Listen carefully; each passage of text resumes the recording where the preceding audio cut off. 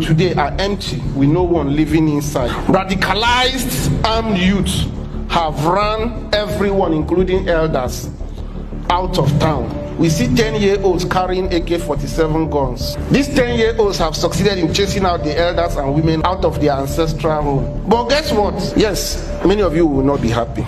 The reason why you will not be happy is that many of us, I will say us, seated here today, Igbo diasporans, many of us have been fingered for sympathizing with these radicalized young people who have turned some parts of Alibo into Afghanistan. So this my talk today might not be sweet, but it's time for self-reflection. If you have ever sent money home to support any secessionist group, I want to inform you that sadly, the blood of our people, many of whom have been killed by these radicalized, homegrown terrorists, is on your head too, sadly. Stop sending money to anyone who promises they will give you Biafra. These people are leveraging your pain for their personal gains. Wake up and smell the coffee. Wake up and smell the coffee in the Igbo. For years, external forces tried to destroy us, but they couldn't. But now they have succeeded in using some of us to destroy ourselves. So we must all rise up, raise our voice, and speak against insecurity in Alibo.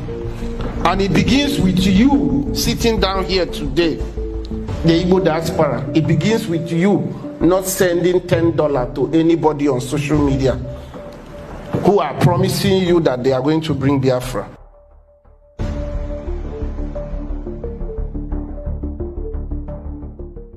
All that, they are all gone. That is not the way to get Biafra. These guys are criminals. Nnamdi Kanu was busy acquiring properties in Kenya, living his life. So it's not that I'm telling you here, say a friend of mine, but whatever, I don't want to put that on media, had a friend or one of girlfriends who was in the Carlos, whatever, and was explaining the kind of life he was living in Kenya, the bodyguards he had, the houses he was buying in Kenya. How was he getting this money? During the time of so many before Hope Uzodinma entered and all that, some governors were paying 50 million. In fact, see, I don't want to say, but there are things I don't need to say on the news, but this guy was making a whole lot of money from governors. He was making a whole lot of money from keke riders. He was making a whole lot of money from market women. He was making a whole lot of money from bike riders. And what was he doing with this money? Enriching himself. So what was those money he was taking for? However, I don't really have much to say, but I just want to tell you guys to have a rethink of this, your Biafra or whatever you call it. I have my daughter to attend to. Take care, guys. Nam, thank you very much. Thank you very much. If you on Twitter, please kindly follow me on TikTok. Ikenguluago too. Follow me there so we can be connecting. We have to keep connecting and keep preaching. Now let me take the mic to Beauty with Brains. I think do you still have somebody that would like to speak? Barrister. I do. Okay. I do. Okay. I have. Sabi, are you there? He called my name. Can I respond, please? Yes, I'm here. Two people have called my name. Bless them and this. Okay. Emmanuel, tell no never abu. Yeah, Emmanuel. After Ever Mr. abu Sabi, I defend will give autopilot. you. No why you're here, also. What is wrong with thee, Emmanuel? Go ahead, no problem. Rapo Emmanuel. Emmanuel, I will come to you. Oh, I will come back to you. Let Mr. Sabi speak. Go ahead, Mr. Sabi. Okay. 5 minutes. Yeah, thank you. Good evening, panelists. Biko mmeji Igbo so kwuo ihe m chọrọ ikwu. Ihe Biafra. Okay, daalụ. Ihe Biafra ọ dịzị ka ọwụzụ ihe ndị Igbo. Biafra abụghị Igbo project. Onwedị mgbe eji lụọ ọgụ Biafra si na ihe ndị Igbo. Old Eastern Region. Na that Old Eastern Region aha, ndị mpaghara unu na ha mere ihe Biafra, ha kala ekwu okwu ya. At all.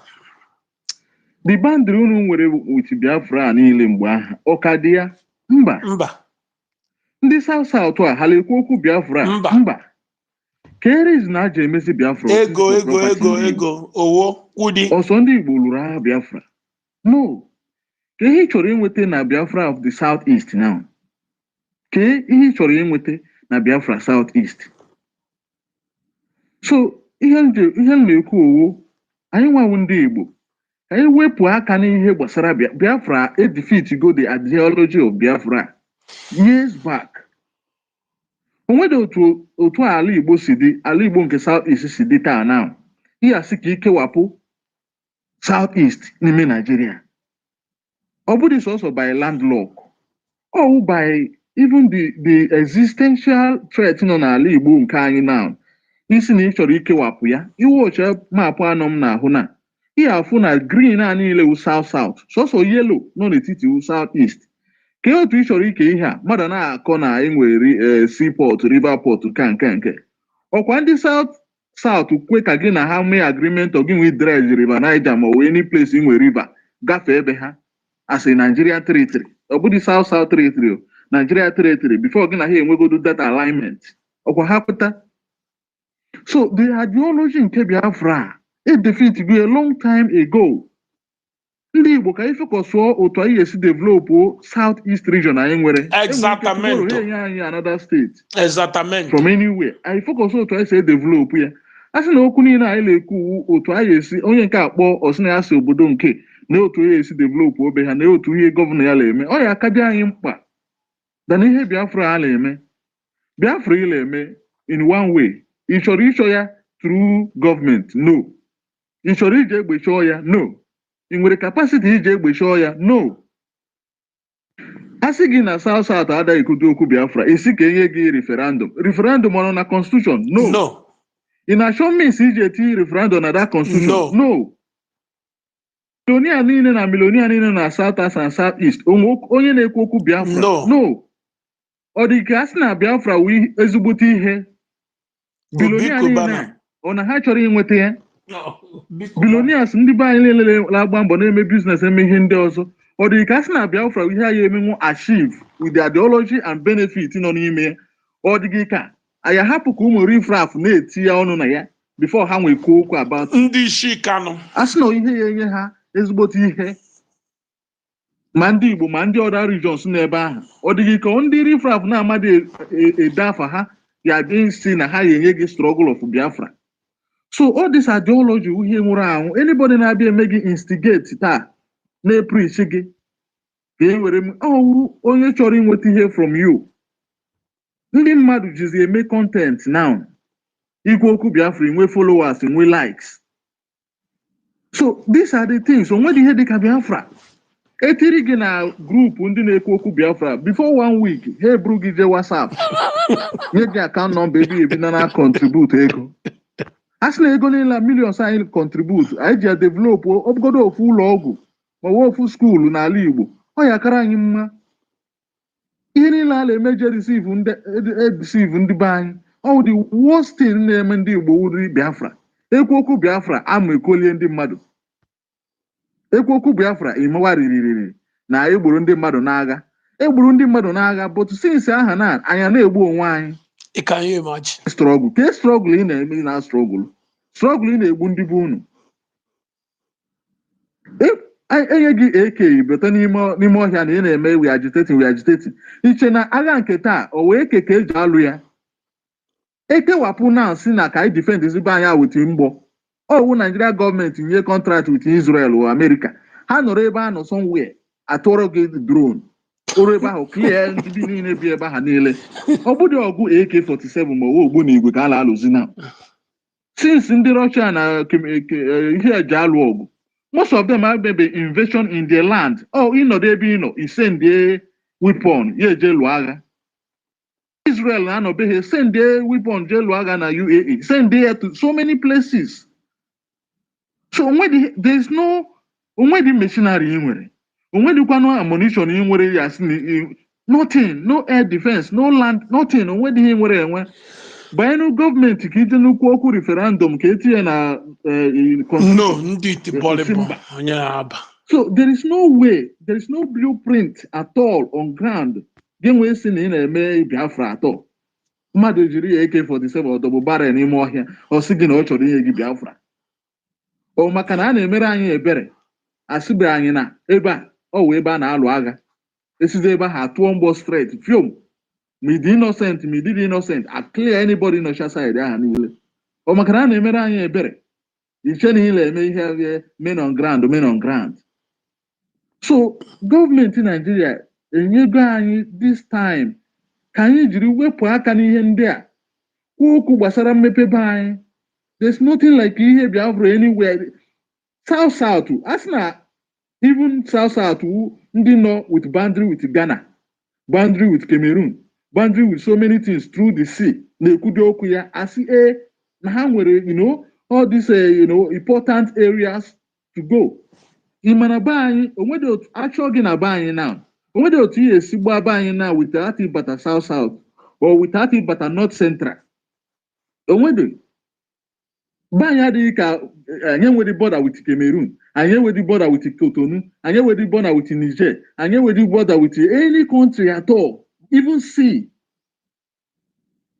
There is no important and value nọ n'ime Biafra nke South East taa. Ka anyị ghara ịdị na-emebi onwe anyị, na-akpọzi onwe anyị asị. Thank you. Na-divide onwe anyị from ndị anyị na ha wu ụmụnne na ụmụnna because of ihe Biafra. Ndị mmadụ na-ehetizi anyị for nothing. Ọ dịzị ka anyị onye si South mee ihe ya abụọ ọ wụrụzie ihe ndị Igbo. Nke onye nke Agbo ọ pụọla na-akọtọsị ihe ọ bụrụzi ihe ndị Igbo. Onye nke Akwa Ibom apụọla ọ bụrụzi ihe tomorrow. Isavi, hold on. Emmanuel, look, let me tell you. Hapụkwa echekwana na maka na nhapụgo ya. If that rubbish again, I'll just block a egg out of it. Okay, what is wrong with you? Are you okay? Or is it because now happened here? If you know, nine again back on kata.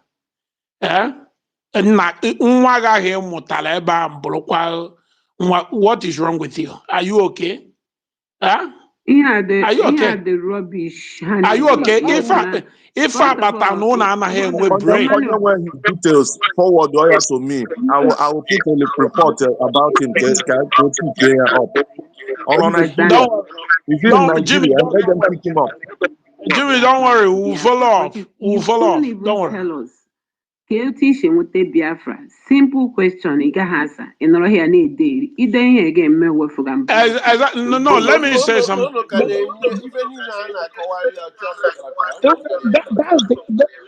That is if I put the worst problem, and when I need and to him, Emmanuel, I want to tell you, I'm no more phone ebe. Nankeg into isi love Nande Kano, May what Nande Kano did to others happen to your family. If into Israel like a Simon Eba, I pray that exactly what Andy, you will come out to cry. I am not here, put it back. What is wrong with you? May I wish your family Nande and the Simon. And let me say this, Gente, Emma, the problem with Ndishi Kanwanwa and Ndishi Simon Eba, if you welcome them, they will start displaying that thing. How do we bully happen? They are very good in calling people names, and they can never function. Ebe at the organize. Somebody's mic is on. Can the person mute? I think, Isavi, I think your mic is on.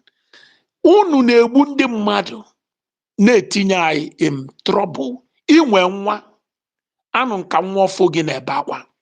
Ịma nchọ ka nwa gị nwụọ. Mana ị na-ebe anụnwa na-agwa anyị na freedom. Ngwa Emmanuel wepụta nwa gị nke egbuo ya na ka Biafra bịa. What is wrong with you?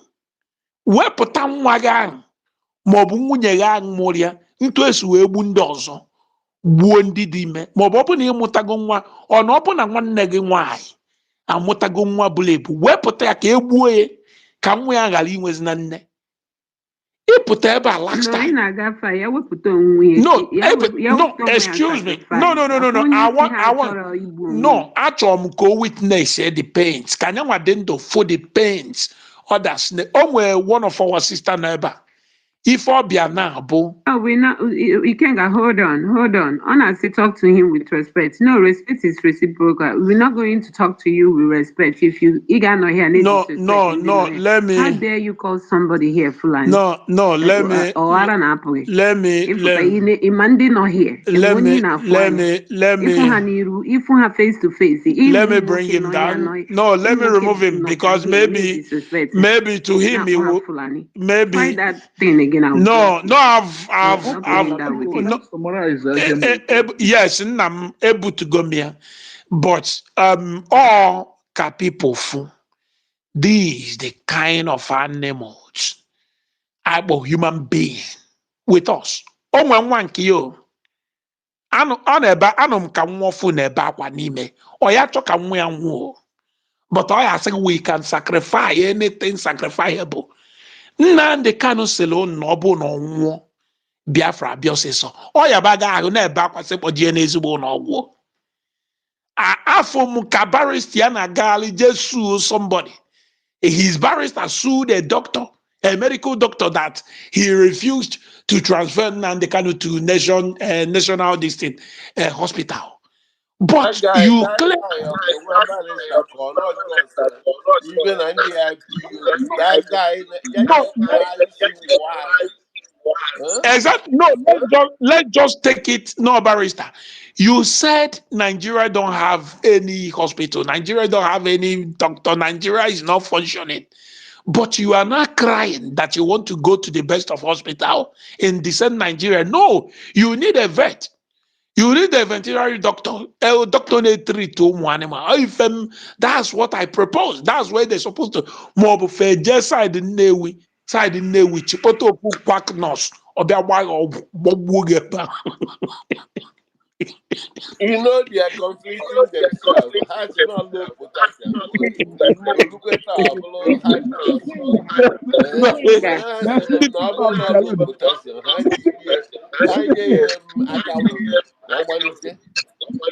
Yeah.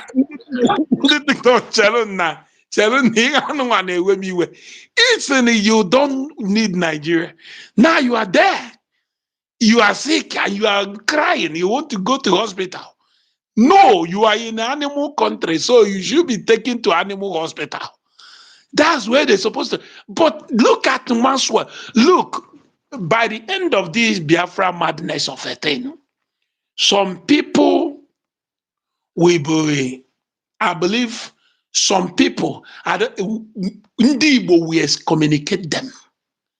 He says some of this in Ndibo, and the Maswa Obala should be ashamed of himself. At times, put your dignity first as a human being. Look at what Nnamdi Kanu Melo, Imo State, where you are from, because of Kobo, because you want to be known, because you want them to snap you picture. That's why you can't even barb your common beard. You are just now regimalolling the whole of country, the whole world like a madman. Look at what this man did to your people, and yet the other day he slapped you inside the court and asked you, "Don't talk when I'm talking." And you come out, you are vomiting rubbish that you forgive him. You tell him, "Oh, don't beg you," because you are not a man. Ijita nata yokwu ị na-ewebata isi gị adị ka nke ndị ala witafon ngwele akodo ngwele akodo akunye nga akpụ isi. And by the way, you people are crying. You want to go to hospital. It will not happen. The best hospital to take to Nnamdi to Bo Hospital in the zoo. They treat baboons and monkeys. Let them take him there. Because of Wallapie is an animal country. If you are in animal country, you can only get animal doctor and go to animal hospital and be treated with animal nurses. That's all. That's all. Nothing else. Thank you very much. They should be taking him to quack nurse, call back up. Ebuko be a go to psychiatric hospital. Maybe. Okay. Please, let's allow my brother. Go ahead. Go ahead. Go ahead, so I can move to Twitter. Okay, go send a big mute so they can mic in a meko. Then later. Actually, me put something before I will leave Biko. I just want to say, in my hand, ana gana asinde Fulani this, Fulani that, Fulani moroge. Somehow, or this is normal among the Igbo na aga na-akpọ ndị ọzọ aha na-eji ya na-atụnyere atụrụ na ewu na nkịta ọ dịghị mma. It's very insulting. So cheke ọ bụla atụgharịa ya were ndị Igbo na-eme ya. So uche onye ọbụla dịrị ya. It's not okay to hate on other people n'agbanyeghị ihe ọbụla ị na-achọ. And ọwụ ihe dis Biafra wetara ndị Igbo akpọmasị ịkpa oke onye nke a na onye nke a all this kind. Even onye ndufu ha mechara kpọsie ndị ojii niile asị na ha niile bụ enwe ihe ha awụ. Let's tone it down. Onye na-abụrụ mmadụ. No, I apologize. No, serious. Ima ịkpọ mmadụ afọ a antagonizing people ihe Nnamdi eme. Ime memeji antagonize na Fulani mpage na iwu gị na Fulani na-ara gị ike. As if na mpanya nwa ka ndị Fulani mma. Martin asọ ndị Igbo ile ekwu okwu dị mma afọ ha na ide support ihe ha na-eme na-enwede isi asị mpage na mma gị Fulani. To the extent that we've antagonized our own leaders to the extent they wanna represent her as a national leader. Asị gị na ihe Nnamdi Kanu kwuru about onye ahụ na ihe la umahi devil umahi Peter Obi a na-ara ya ike Rochas Okoro Hausa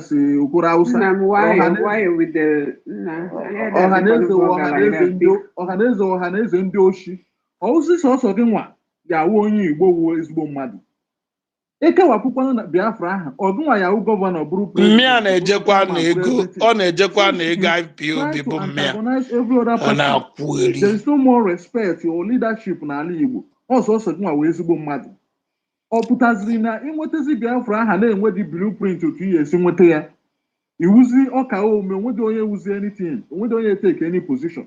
You antagonize everybody. Onwede ndị Igbo ya asị onye a onye isi Biafra Nnamdi Kanu ga-adị worse than North Korea. Ya abụghị ihe eji mara ndị Igbo ka anyị sepụ aka n'anything gbasara Biafra. Ọ bụgodu two steeti ka anyị develop ọfụma dịka Kaduna ma Kano ma Port Harcourt ma Lagos. At least ọ dịghị anyị mma anyị enwe siti n'ala Igbo ka na okwu Biafra ka anyị wepụ ya aka. And my own ideology asị na Nnamdi ụmụ otu ọ ga-esi repent mụ na-eme ihe a Ikengala eme taa 80% of ndị ala ezuzugharị ihe chegharị bụrụ mmadụ na be anyị ama m onwe otu ọ ga-esi dị possible ya nwa ochigharịa fụ ihe a na onwe dị otu ọ ga-esi. Excuse me, Mr. Savi, mba ikwukwe na ihe ama m na ndị emegidego gị ga bute Nigerian flag map bufute. Look, no, just like actually make corrected before business and the content creators now. Haneku Makabiafra. It's not like that anymore. Equal Makabiafra now people will start attacking. Exactly. People are people exactly. Thank you very much. So I want the people. Can I read this medium? Let make a buying develop, be peaceful. Kali will do to all the before. Literally put 2 a.m. Gap, literally but at 10 a.m. Yeah, but because undi bubai dalono. And sorry. Okay, thank you. I think of Benjamin. No. Beauty, Chelon on the TikTok, Chelon, where a lot of people on Twitter, they are waiting. So we have to take the mic to them. Chino, are you there? Go ahead. Yeah, just 1 second, please. People is hold on. Problem now on a patakwa identity crisis n'ebe ndị Igbo nọ biko unu kwuo okwu ya maka na onye Igbo na iwe onye Igbo iwe juzi gafọ ị na-achọ onye ewo. I saw a video ofu na asị na ha si America na the original ewo emerere nke a. So biko this identity crisis ọ na-apụkwa so we are not emerere nke America. Ikenga before Mr. Savvy, that thing you could Nnamdi Kanu put Chari, I know, all go late because Nnamdi bugo a lot of people. You can't get more on you. Or just like gentle protectors, gentle as in the Chari half here. No, I'll get faces. But beauty before wait, even in Nandi. If you beg Nandi to come out today, he will not agree. Forget this thing he's doing, free me. If you free him now, tell him, oh yeah, go back to Abia State. You think Nandi he will not agree. He is enjoying. He's just waiting for some time. After some years, they will bring him out. He will claim heart failure for some years. Then he will start enjoying money. Oh, no, another chemotherapy and even chemo because he knew what will happen. He will not agree. And okay, now his heart. Send the Elonia quack nurses, then none a kabuku code by or with tetanus. Send the Elonia quack nurse or go zoo. Dala, nan the cano. Should I please take the mic and talk, please? Ikenga, good evening, Mazin. Thank you, Yineme. Imana, yem chọrọ na onye ndị a emebọrọ ife anaghị aghọta ihe a na-ekwu. Onye na-feel the pain. I could remember 2019 mgbe Oga m batara from Malaysia ọfụrụ. So Ola village n'izu ọgụ. 2019 ahụ ka anyị ka mere wedding ọfụrụ. Ndị a boro my husband, they kidnapped my husband. Ha kidnapụrụ ya, but my husband is so lucky on that day kidnapụrụ ya buru ya na-agba. Ha pụtara ofuzie anọ because ekechigo ya ukwu kechie ya anya desazie ya n'ala na n'ime moto n'azụ moto were ọzọ dozie ya ụkwụ na-agbarizie egbe elu buruzie ya na-agba n'ime moto ya. So Oga m asị ha pụtazie full another car. Ụdị ha ka that jeep the more expensive than nke ya. Ihe meziri ha kwụsịzie akọ na the jeep immediately narazie Oga m ma phone ya o ma jewelries ya ma ATM ya even jụcha ya password mobile app ya n'okwu hụ agbagbuo ya. He had to release everything immediately. Otu aka esi wee hapụ ya ebe ahụ n'ime moto ebe a ga-aba ha onye nke ahụ. And later anyị mechara nụtakwa na news na onye nke eboro na emechara agbagbuo ya.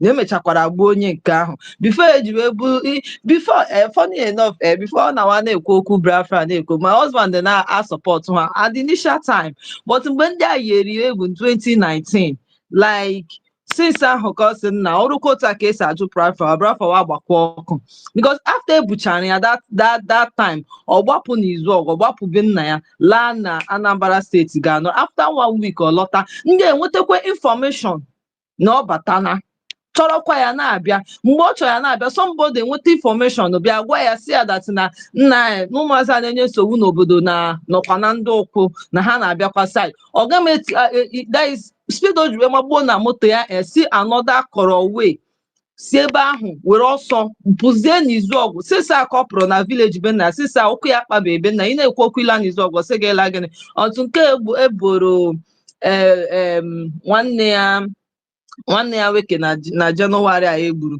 So ọ na-awụ ndị mmadụ when they are supporting nsi anyiwe onye a na-asị na eburu ozu onye ọzọ ọ dịka ebu nkụ na ọdụtụ gịnị o metụbeghị mmadụ o metụ gị at least ihe nonsense Biafra ha mecha ha nwade ka dịsara Oga m condition ọ nọ na aka na-ekwu nke ha mere ya January a na-eboro nwanne ya nwoke na-agbagburu nwanne ya nwoke ama m ego ole o tiri na ma loan ma ndị o bichara ego that are on our neck now they stopping us for it. So ndị mmadụ ha pụta nnọọ na-ekwu na-asị ya n'iwe na ọ bụrụ ọfọt ha until mgbe o metụtara anybody related to them until mgbe ha feel that pain that inflicting on others, then they will understand that this thing is not even right. At least ọgwụgwọ dị na ga-achụ Biafra oke ndị nwe na-achụrụ ị na-asị Biafra ndị nwe na-achụ ndị nwa ị na-azọtara Biafra nkwa ndị nwe na-egbu. That's still the people that you are killing, affecting their organs.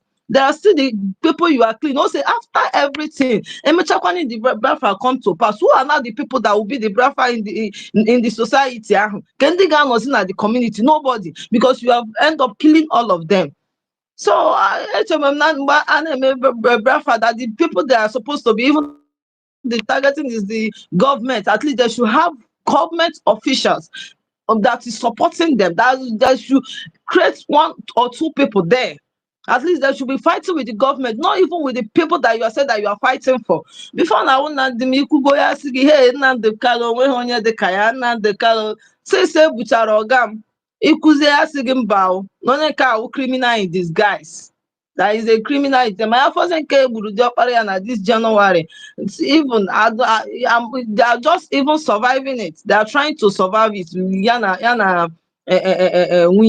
are just trying to survive it because it's easy. Easy. So people are just saying it and just talking about it because that they have not feel the pain. I believe when they feel the pain, because ịtụọ mmadụ mbụ ọ naghị efili onye na-atụ ya ọnụ ka ọ na-afụ onye a ifilie na onweghị mgbe a tụziere gị ya ịbawa. So mgbe ha mere ya the person o filie the pain, he will realize that what they are doing is actually wrong. Thank you. Mute the mic. Thank you very much, sister. Thank you very much. Let me say something here. This our sister Kuchaloku now. I investigation about her and the family to know what happened, because I'll be able last time. Says Biko na chopokwa no. Ndị ha gbata mbibu wee jee ịgbapụta nwanne die. Analụghị ego, narụcha ha ego kwa na-akwa ha ego bịakwa gbukwa the guy. Ịma a na-ekwuye ọ bụ na imebeghị experience, you will think it's a joke. A na-ekwuye like a na-ekwuye kwa ife odiri Emmanuel on ifube imitie these people, then you will know na nothing, they don't even know anything about Biafra. The only person they are shouting is Njenje, because Njenje managed to open the gate of hell. Njenje managed to open the gate of hell. And ndị niile nọ n'ime ọkụ mmụọ nuru nupụta. Mgbe a ga investigation ka m bịa matari. Oh, nekwife made this family. So, onye gara investigation gacha pụtasị nekwa ihe mere, nekwa ka o si dị. Because I make sure na nzinyekwa onye be ha ya je mere m the thing.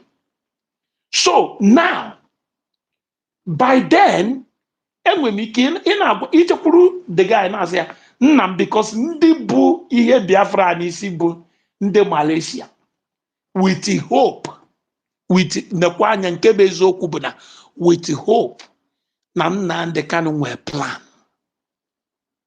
The reason oji abụ mfo people pụtara kwuo they will not do it again, I don't blame them much, because a lot of people joined the Nnamdi Kanu with hope that these guys were planned.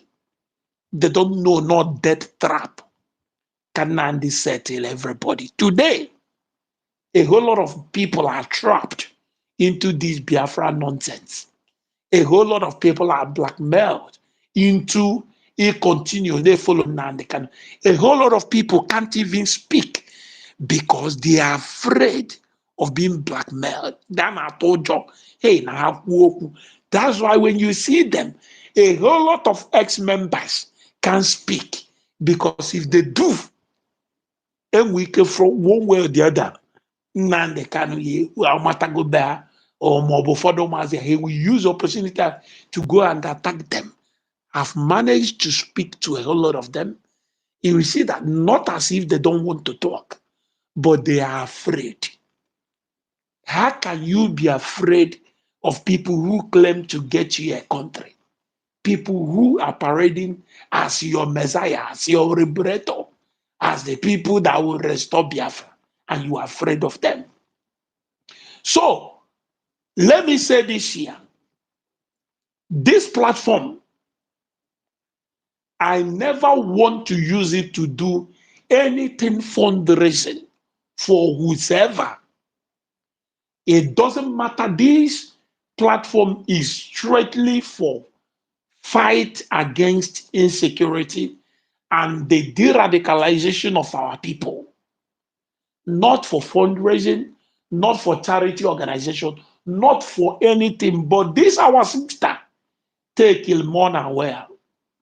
And that day, the mother responded, oh, CJ may investigate, obulezoku, oputa, anything onye well.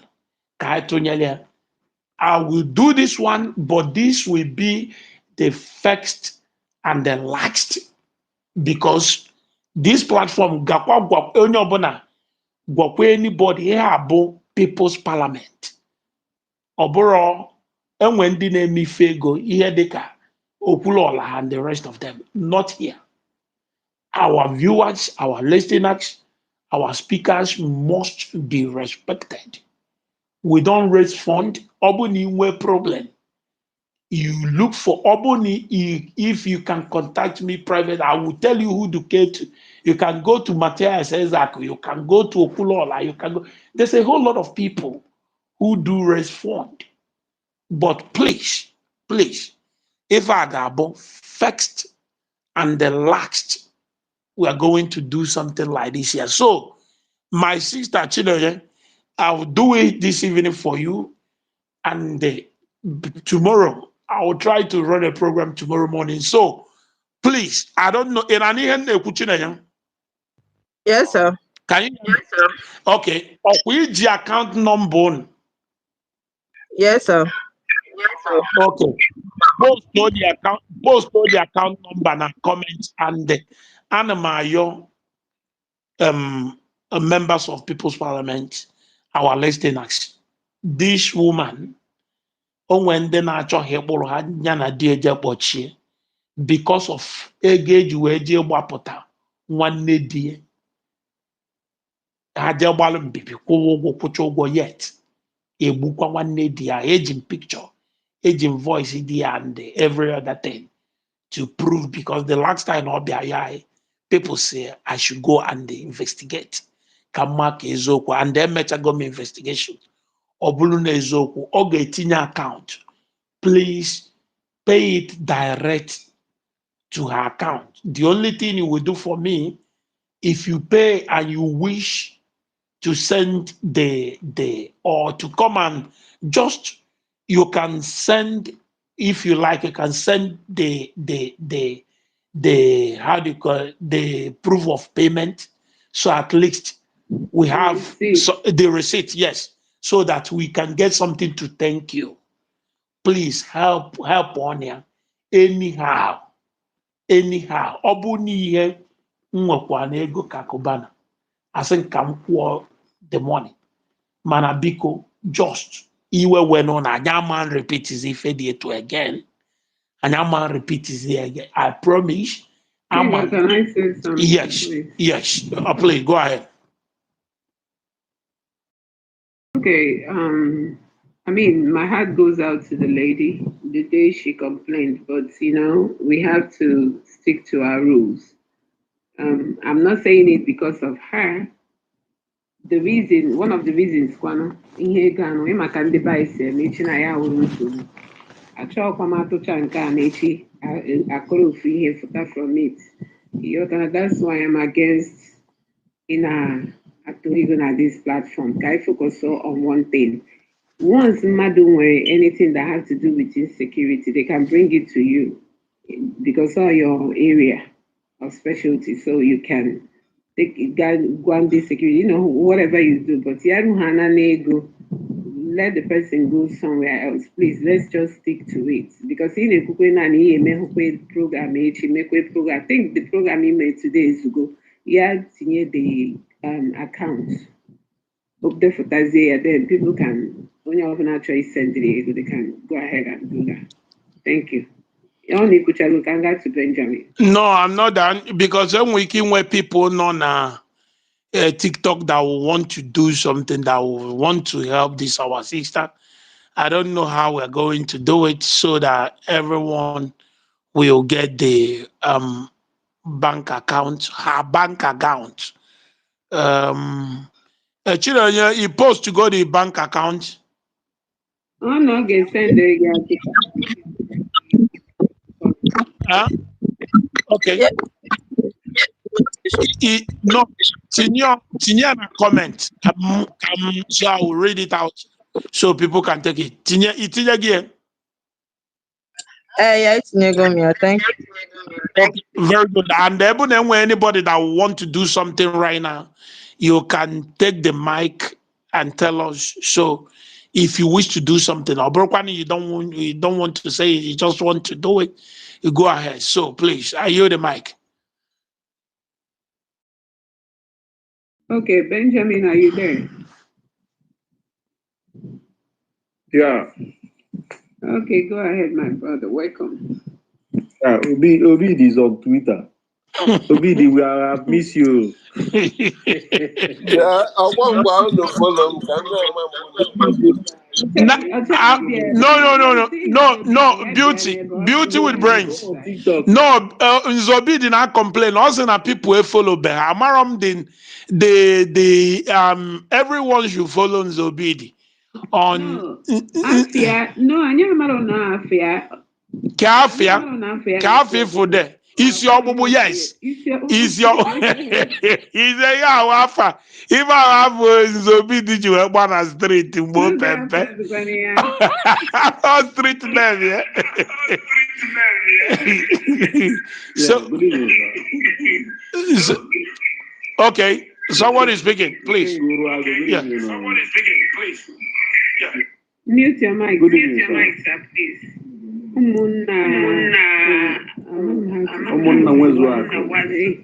Okay, please mute. All right.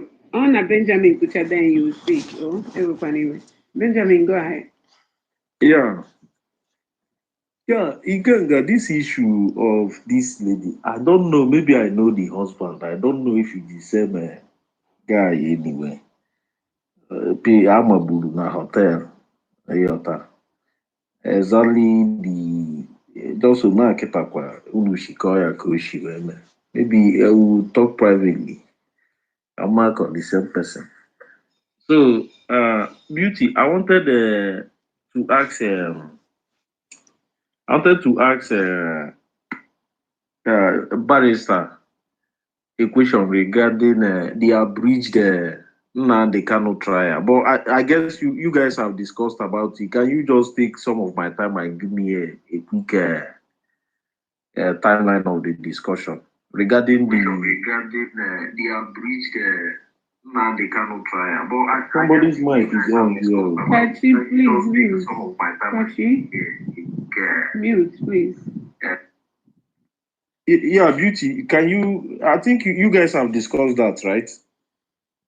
Anyway, I came late, so I don't know. You can't go and discuss or anything about what Benjamin, happy if I met her, we'll talk about it. And I go back to Egypt. So we don't have much time. Okay.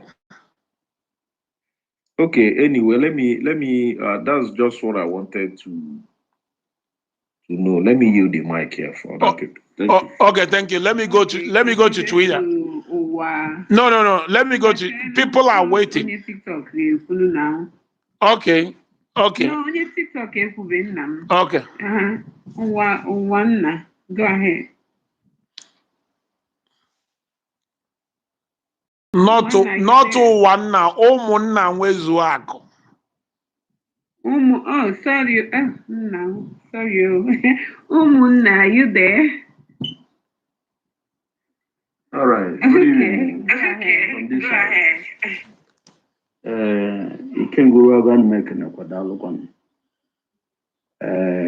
I really appreciate it. Some of Igbo what are the things in Ebena today. Like I said yesterday, in one platform. Can you speak up a little bit so that people from Twitter can hear you? All right. They come to yesterday in one of the platform. Basalo if I never buy because most of the times in online. I always listen. And Anmade Gary King Guru, I go, you can German Patakola and Anmade Kenny of Ma. I call one alone and you buy. You gotta go. So, Buko, I want much to say. I'll be following up and be listening to what you people say. I just came in right now. That alone. Okay, thank you. Okay, thank you. Go ahead. All right. Sonny, who I think Sonny. Sonny. Yeah. Yeah, Sonny, go ahead. Sonny, go ahead. Thank you. Thank you. Dalo Ikwinga Iruago Mewi. Yes. I needed to come back again to drop this information. Makana ife na-emebe ndị be anyị most times bụkwanụ ignorant. Ndị be anyị na-atụ inu na-asị onye amarọ ibe ezie. Any person who is very intelligent will be able to pick up information here and there about what is happening and will be able to make an informed decision, at least for himself. For everybody known at this platform now, Emaru Ifibial, Itontinani, onwe nke ịma bụrụ before onye ọzọ kwuo ya iwere ya add ya na nke ịma onye ọ bụ learning. Well, for me, I am a historian, and my own history, and meji enanya, I will put the best out of it as a purpose. Kedu ife melo eji no ogu Biafra? Most ndị Igbo amaro. Yeah, before ogu Biafra bia, as far back as between 1700 and 1800, ndị Igbo anụbugo ọgụ. A lot of Igbo people know about it. Alpha ọgụ afọ bụ Ekumeku War. Go and Google it. Ekumeku War with the British from 1700 to 1800. I know that ọgụ for almost like 34 years. Ndị Igbo nụrụ ya. Fajolo colonization. Ịma na oge ndị ọcha bịa. Fabialo bata na north. Fuka fasibili. Rapu north. Gbada tabazia. Na enyo ka fa amalụ ka ndị ọzọ si bili. Then from there, fa nwee an informed decision, an intention. Malụ ndị fa na fa ga-emekọ nwife. Yes, that was what happened. Oge fa bata na Igbo, it wasn't easy for them. We fought them. We fought them to stand still. So ka anụ si ya bụ ọgụ. Emesịa familie, because ị na-anya even na ka esi gụọ akwụkwọ na Igbo. Iwete data ka esi ka school si bata. School bata na Lagos. For almost like 50 years, school abatara na Igbo. Fa jump na Igbo. Je na Efik. Tinye Hope Waddle. There. Even Zik if ndị gụrụ akwụkwọ earlier. Ebe afọ ka fa je gụọ akwụkwọ because I nwere any college na Igbo then. It took a while. And when it started happening, oge Abial enwere Northern Protectorate, nwee Southern Protectorate, nwee Colony of Lagos. So oge faji wee bataba na Igbo proper bụ oge fabiazi kpokọ wee nwee Nigeria. Wee tinye fụ na ndị Igbo nọ in the middle.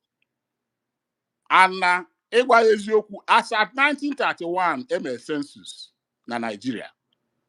The census ndị Igbo ka every other tribal group enwe na Nigeria. They know. Even oge eme election, fa chọrọ declare election, they turned it upside down were anye ndị ugwu. Maka na fa mana ndị ugwu ga-enyefe ife fa chọrọ. Yes. So bringing it closer to Biafra.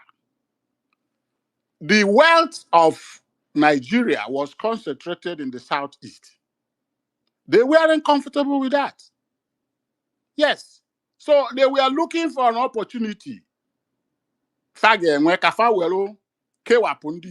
there with their divide and rule.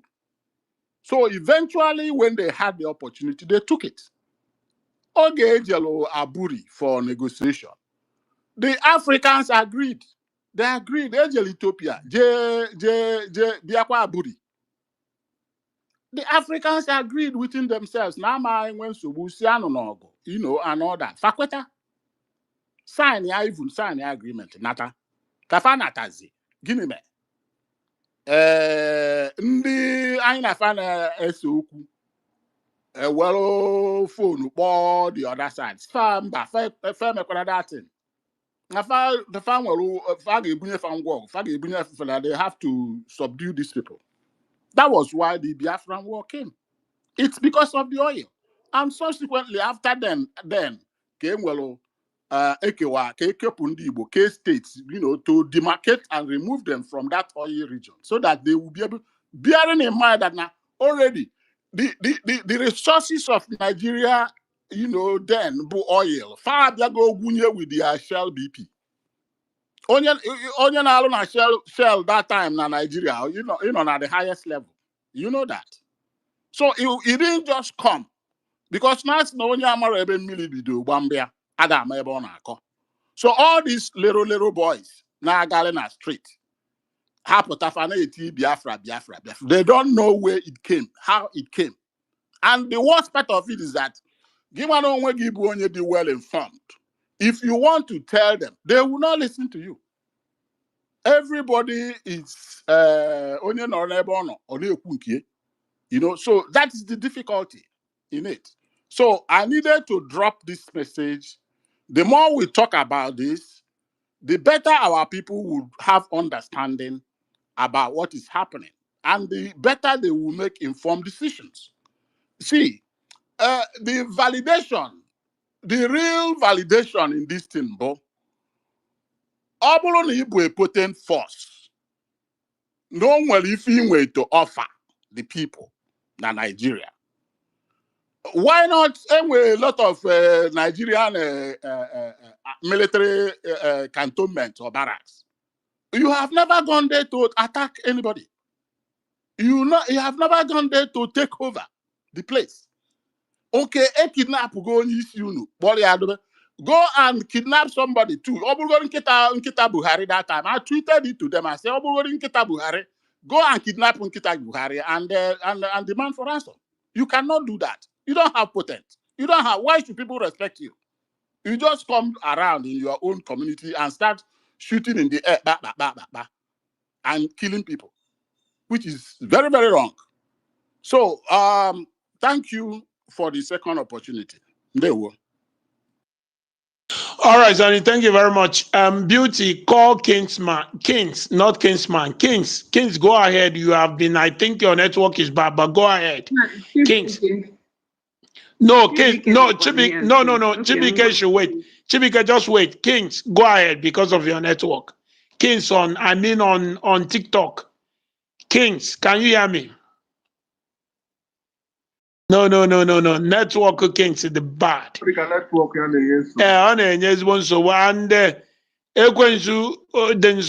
Please, if you can send Kings is asking for the account number. If you can send it to him, I don't know. Okay. Let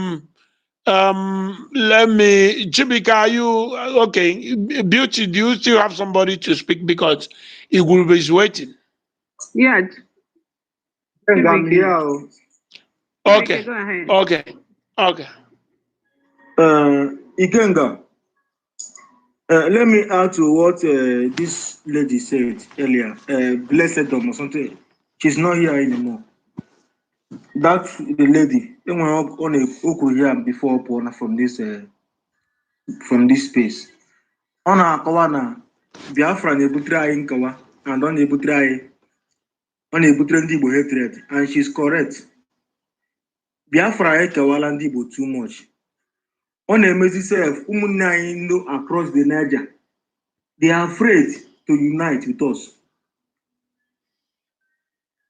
Even our brothers in River State itself, it's because of this Biafra issue of the thing itself. They are afraid because Biafra of the thing is all about death, pain, agony, so many things that comes from it. So they are afraid of it. And in the one, across, no want to give up on this illusion of a thing. So what I'm saying is that Ndebo should just kindly drop this Biafra ideology. It's not our identity. There was no time Biafra. There was no time at all in the history.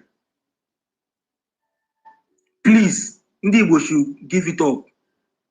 Thank you. All right. Thank you very much. Okay, thank you very much. Let me go to Igulube. Igulube, are you there? Just a second. Okay, go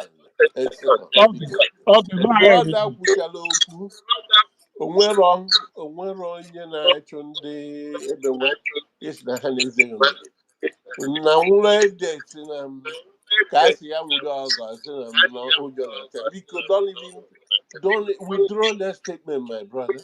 You said it right. What you're saying, it brings about division amongst ourselves. But in case you know you're not familiar, that's another level. There we Sorry, based on the last person who the guy and the truth is that now I think unite one they can leave. Then all the very important that Naga drop in here.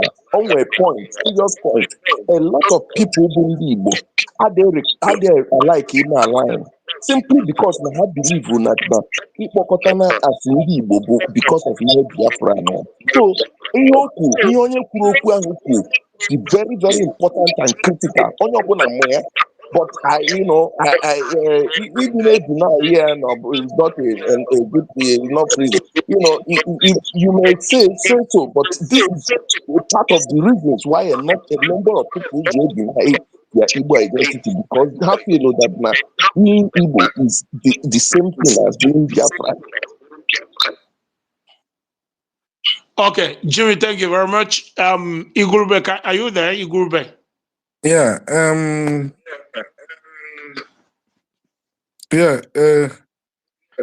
Ikenga, thank you. Biko, Emanam, as no osimi osuaya, osuaya osimi.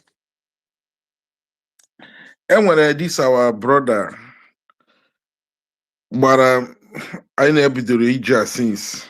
Kirafi, onye Njenje, this guy is here go by, and camera for on white. Kirafi. Dibia Konu. Dibia Konu. Gent, come on.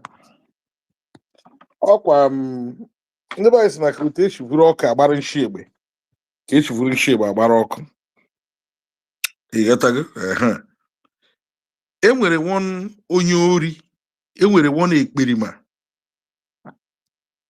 Ekperima nọ under church. A na-akpọ Brother Chibo. One Anambra guy a na-akpọ Brother Chibo. Ekperima ọjọọ nọ na Facebook. This man, o were onu ụtọ ka ndị wayo. O were onu ụtọ ka ndị wayo. Ịma ndị pastọ azụrụ azụ ọfụma ha maka isi ha ma onu ụtọ eji atọ ana ndị mmadụ ihe were. This Brother Chibo over the years has been a support, tactical supporter, a supporter of IPOB and Nnamdi Kanu. Ọ na-eme live video, ọ na-eme na ọ na-agbazi ndị Igbo. O si Iran na ebe a na-arụ the trade gịnị ka a na-akpịa free trade zone na Enugu. O so na ndị izi na-eme advert dịka. So this guy a na-epiogharị na-eme advert, na-eme onwe ya advert maka ndị na-eso the guy a na-akpọ Brother Chibo ha. Maybe na ọ ga-anọkwa here makpuru na anonymous cause on nyanwa bụ another voice makpuru under ụka wee na-promote Nnamdi. So this dibia Akọnuche nwere, I think all TikTok debate ha nwere. I will go the thing here. Position ya Nzobide ya na Nzobide nwere debate over that. So mana message niile this guy, ihe niile the guy kwuru. Ịma ihe brother Chibo wepụtara n'ime ya wee wepụta engagement to that thing is over 3,000 Igbo youth bụ anyị fụ na picture dibia Akọnuche ndị IPOB na trend ya with afọ na ịma ha che na afọ ya gbara white wee gbara afọ white, no old man ka ọ bụ. So they have descended on him, they trended his picture, they threatening his life and the rest of them. Oh, brother Chibo, oh, that Onyuri, and about brother Chibo. Bonye, we put it, be butere. Where you baduraka na this thing about this. You baduraka na yabo. Oh, nobody do juku, he na yuku juku and all that. Mekwen kakwa no kota. We say, why is it that Nandi Igbo of this generation, Ndi Igbo of this generation, we are the worst ever hypocrites ever to be seen. The way we like to choose and pick. Nnamdi Kanu, Ekperima, this guy, brother Chibo, pastor, that guy, and brother Chibo, they promote.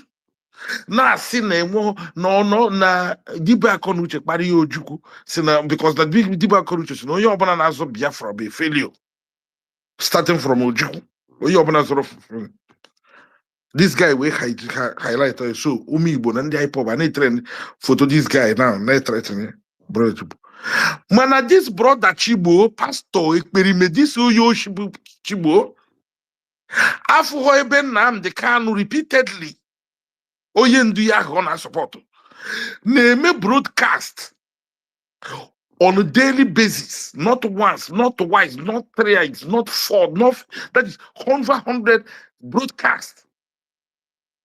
Na ya nwete Biafra that na ya ga-eje bọfụta ozu Zik of Africa wee nyụọ ya mamịrị. This Ekperime onye ori ya na-akpọ Pastor Chibo afụghọ an insult to an icon. Ejimara ndị Igbo like Zik. Ndị IPOB miscreants na-enweghị anything ọbụla ha merigo na-enweghị anything ọ bụghị ugbo ka ha kọwuru. Adịmasị ha ji eburu billionaire, adịmasị ha ji eburu prọfesọ. Ụkọnị dị n'ala Igbo today mana ewere men on the ground. Mgbe a na-enweghị men on the ground, food subsidy n'ala Igbo anyị adịghị ka Hausa bute ji before anyị rie ji. Yes, anyị adịghị ka Hausa bute ọkụkọ before anyị ata ọkụkọ. N'ala Igbo today niile half of ji ebe na iri ji from the month of July ndị Igbo na-eri ji till up to now na na-eme iri ji. Half of that ji eji mee iri ji n'ala Igbo bụ ji ndị Hausa kọrọ. Mgbe anyị na-enweghị men on the ground 90% or less ma ọ bụ onye na-eri ji outside Igbo territory. Ji niile anyị ji wee mee iri ji n'ala Igbo bụ ji anyị kọtara be anyị mgbe anyị na-enweghị men on the ground. Mana today were the so-called men on the ground. Ma Hausa evuteghị ji anyị vụrụ ọnụ. Ụmụaka ahụ the so-called men on the ground enweghị ike ịkọtawa ibe ji ndị Igbo ga-eri. Mana ha were the audacity ha na Nnamdi Kanu ịdị na-akpa Zik wee radicalize ihe niile na Zik bụ egburu ndị Igbo bụ ihe jide afa Zik wee pisisie. Mana the mention of Ojukwu onye ọbụla asị gị ga-ekpekwana Ojukwu afa ga-emekwere nke a ebee ka ọ gbara Ojukwu na Zik ebee dị ka ọ gbara Ojukwu na Zik kedu ebe that is Ojukwu ọ ga-ata iwu shu Zik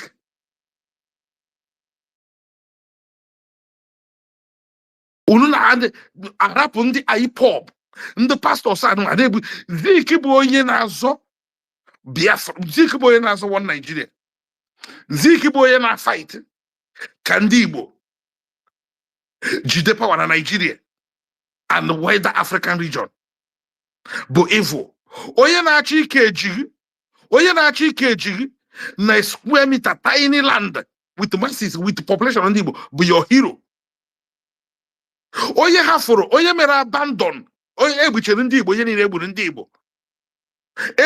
Igbo ihe niile egburu ndị Igbo Ojukwu nata Nigeria join Hausa Fulani Party NPN form Ikemba Front ha na-agba ụlọ ndị Igbo ọkụ because nọ na-azọ Senate and ọ chọrọ ka onye Hausa na-achị jee na Lagos the clip ya go ịchọ jee na Lagos kwụrụ na Lagos na campaign for Shagari NPN against Zik NPP party ndị Igbo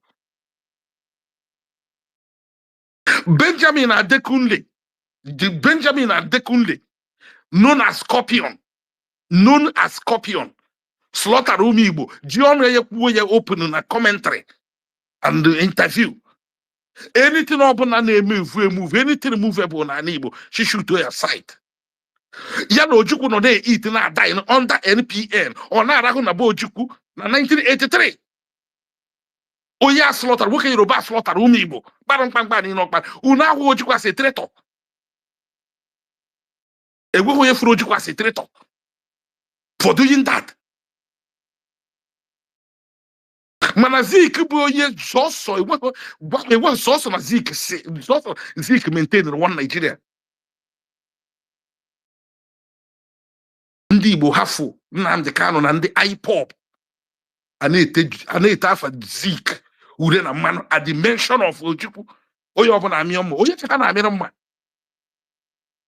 na anyị gbachiri nkịta agbakwa na mmadụ not just na people like us nwere ihe bụ na ịma mkparị ndị okenye ihe tara n'abalị ya bụrụ anwụ mana if they continue going this way promoting attack on Zik nna anyị ga-run people like me ga-descend on Ojukwu people like me ga-descend on him ka anyị ọnrafuo ka anyị gbakọta ya na-awụ ka anyị gwa ndị Igbo gwa ndị ụwa ihe o mere so you cannot na-eme na ị na-protect Zik na ị na-protect Ojukwu na-promote evil against Zik the first that is at least the modern day Nigerian or the Western imposed system of leadership the man who fought the battle ka e mere ndị IPOB and Biafranist allow ka ha na-urinate on his name anybody ọbụla chọrọ defend Zik ndị na-promote Biafra amakpụrụ including their pastors na-achọ idegere history ndị Igbo so ọ bụrụ na ị na-ere eto Ojukwu above Zik n'ala Igbo ị mara na ịgbaghị ihe na-akọ ị kara iji indirectly ị kara promote ị na-epromote Biafra ị na-epromote anarchy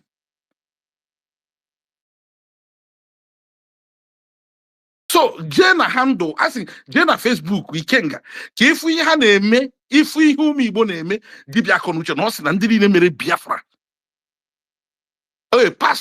pastor na ana Igbo ụkọchukwu na ana Igbo bụ onye na-arụ ọnụ dis handle but dibịa akọ n'uche our very friend nyanwa mekwa na ihe Biafra but ọ chọpụtara na ọ dị what mba Ikenga ọ dị ka ebe what I'm saying ọ dị ka otu a nọ now mmadụ abịa criticize Ikenga sị m na Ikenga mere bịa ero na anyị enweghị onye na enwere onye a mụrụ na ndị ụka sị na ha ma nọ na mmehie ka mara wee bụ ụba onye Igbo ọbụla bụ onye na that is amaghị m ndị Igbo a mụrụ before then mana ka anyị gwuo ụwa anyị eziokwu enweghị onye Igbo ọbụla Ogbuzuru nwanka m na-ege Ikenga isi na dibia ko se bere Biafra eriko so me Biafra na No, da it bi was, se can you know? No, it was. na gente can remember of chapter ya na me till you as a person. Can you hear me, Michael? I'm Edward hearing the you. mute. Look, let me tell you. Dibia Konuche, but one all Dibia Konuche abonde. When you talk of the people like Afota face, you feel that now few responsible people. No, Dibia Konuche was a full supporter of Nnamdi Kanu until this rubbish started. Until It's this not true. rubbish. It's true. You can contact him and ask him. I know him one on one. I think I'm not coming on So, Facebook. I'm on there physically. Michael. Okay, then Michael, why you John using mo my Kedunu Guadunu na chapter obo IPOB member. no, Let's why hold you on, Michael, why Michael. look, let me tell you, I'm not kind of trying to antagonize him. Of course, Dibia Konuche about today could be the Kube. Dibia Konuche, but if Masino the first supporter of IPOB portal openly. Now, so now the first portal look the way you people are going, hey, you will destroy yourself. But Because now you want to remember how on a onwe doctor Oma on a use a tablet antibiotics patches. Man, I'm not a member. That you want information on what but I want to go to follow their registered member. Or their registered member. Michael, I don't care whether he's a registered member or not. The only thing I'm telling you is the movement Dibia Konuche was in support until this rubbish started. Until Amamumbe Dibia Konuche, they fully in support. I can't tell you no member of here or member of there. He's full in support, fully supporting the movement. Remember what I know. Anụ m ife igwurube kwuo mana igwurube ifurọkwa na ịdakwa n'okwu ebe ịdara ada okwu ebe because ọ bụrụ na anyị apụta kpọba Zik onye akpọ Ojukwu ewere maka ya nụba ọgụ ọya mana anyị nwere fail. I have always made the argument based on arụ na the time na arụ nefa dị mgbe nke fa. That's the only thing I say. Onye rapụzie n'ụdị No, I'm just saying. Now, all those people, na bosakwa.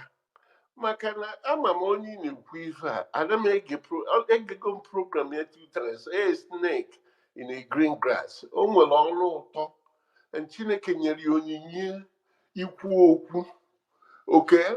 Mana ọ bịa wụrụ ọnụ ya ahụ, ọ na-aghọ. Okay, o nwere mgbe ọ nọkọtasị na oje bụrụ ọfọ nna ya na ndị ụka na-aghọkwazi aghụghọ. Ama m onye ị na-ekwu ife a. What I'm driving in all these things. Onye pụta okwu ife gba present day. Ekweghị m na group thinking, my brother. Group thinking akwanye abụ ife bụ nsogbu anyị nwee taa. Na mmadụ emeghị n'eziokwu anya fụ eziokwu. O juru maka na ọra nọ. Ka ọ nọrọ ọ bụ ọra bụ isiokwu. Oke anyị bụ ndị Kraịst na-eso ụzọ Kraịst mana Kraịst na the very minute, they're very small with ndị na-eso ụzọ ya. Emesia foundation ife niile o mekwuru. Oke n'ụwa niile taa enwekwa na ọ bụrụ ụwa niile na-efe through that medium. Beta abịa n'ụwa niile taa ọsọsọ ịkpọ asị ụwa niile akwụrụ. Okay, so ọ bụrụ na oyi ekwe mme anyị bịa ebe a anyị ekwu ife gbasara anyị taa anyị kwuo ife gbasara anyị taa maka anyị aghọta honestly regardless the history anyị aghọtasịrị ife me those days. Gapụ ndị dechara akwụkwọ ndị decha akwụkwọ dị based on their own perspective, and when people feed off of that were maka ya kparịba Zik. I called him severally. A lot of you are you don't call this man. Because he can't answer now. Na battle. The well water Okay, I can devise with fear. So a lot of things has happened.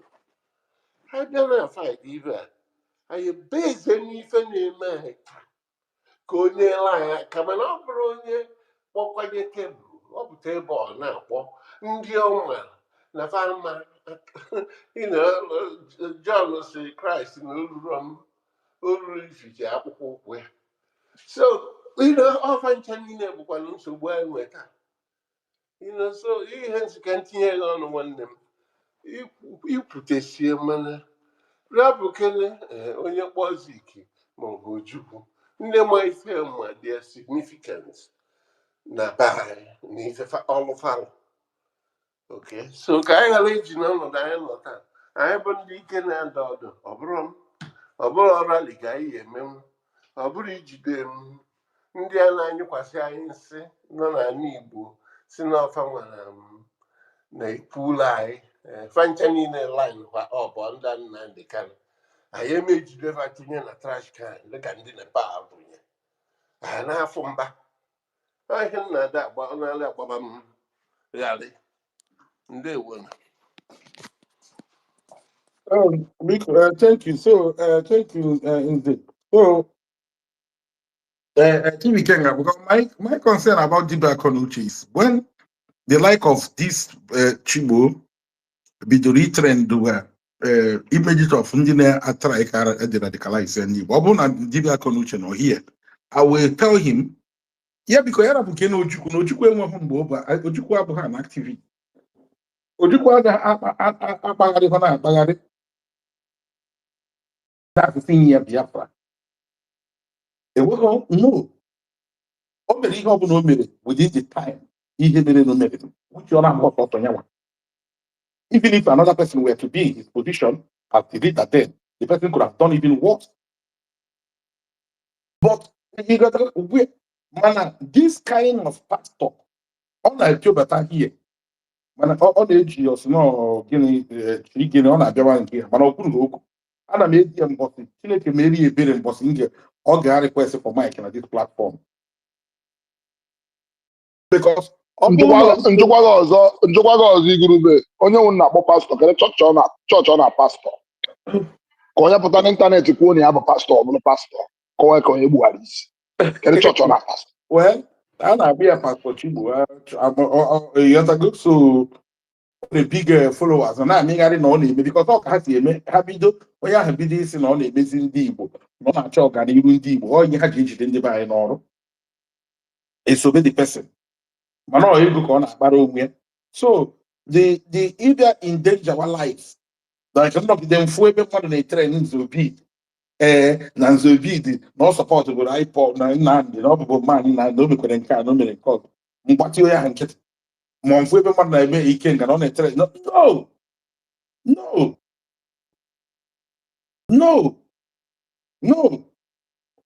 Well, when you gassy, onye ọbụla ga-emepe ọnụ sị gị na amụrụ ya na South East ka a hapụ nnọọ isi na amụrụ ya bụ onye Igbo gaasị dat na ya toro na amụrụ ya n'ala Igbo ya too na-enweghị mgbe ya nwere emotional feeling for that word Biafra onye ahụ bụ elaya onye ahụ na-asịrị onwe ya asị. But at a point you have to face the reality. Because ọ bụrụ na asị na a na-ekwu okwu Biafra for real na ya ma ndị ka na-ekwuru anyị okwu Biafra ọ bụghị ekperime ọbụla kiritere ọtọ or hide there behind Biafra i destroy ụmụ Igbo megide now ka ejizie na Biafra bụ South Eastern 5 Eastern States ọ ya bụzi the so-called Biafra land. Ha adịghị Biafra ha eji Akwa Ibom ndị bụ ndị so mee Biafra the second in command ndị Biafra wee Akwa Ibom adị m afụ ka ha na-eje na shrine ebe ahụ be dị man adị m afụ family dị man adị m afụ ụmụnne ya so mgbe Biafra ha banyere Rivers steeti bụ mgbe wike ji eme politics they allow them na obi Igbo na ike okwu The moment we win in the second term, yeah, or should we about go back to Southeast? Then we are so all that Nandi because I did go could be saying, oh, na Southeast, seaport, na head honka. Tip went out Southeast, and I said that na Igbo. Southeast be a political region. Or because you are Igbo Kobo, also. Igbo be a boss. So in Southeastern region, they demand for this. Southeast political region, they demand for this, not in the Igbo, not in the Biafra. Man, when you open a gay kinite with the Southeast, with the name operators, Biafra. Only bina neoma segimba. So it was the Igbo Biafra, with the Igbo neoma, with the Igbo rivers, the Igbo people, the guy have Biafra. All the Bundi Igbo bina Southeast, he gave me pose your Biafra on. As if none the Igbo bina Southeast be introduced to Biafra. Okay. Try to summarize so that others will speak. Yeah. So I want to go only with the Alpha Biafra impose there Bo Franco Pigo from Bayelsa Ijoman. Una de G Biafra I got that place. Mano Ije we na slaughter umi Igbo in the Southeast.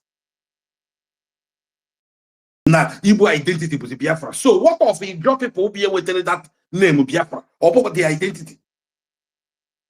Or about the identity? No, Igbo be in the Southeast. He gave me impose.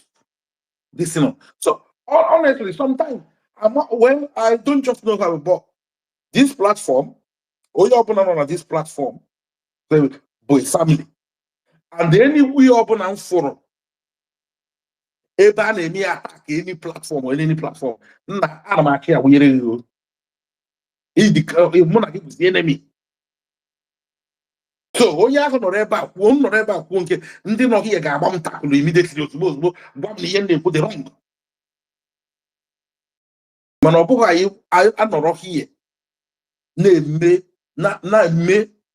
ka amara ma ga-atọghete mkpụrụ obi Nnamdi Kanu destroy n'ala Igbo. Some people are hijack here were image these people were na-eje trend on that social media platform they endanger their life. Thank you so much, King.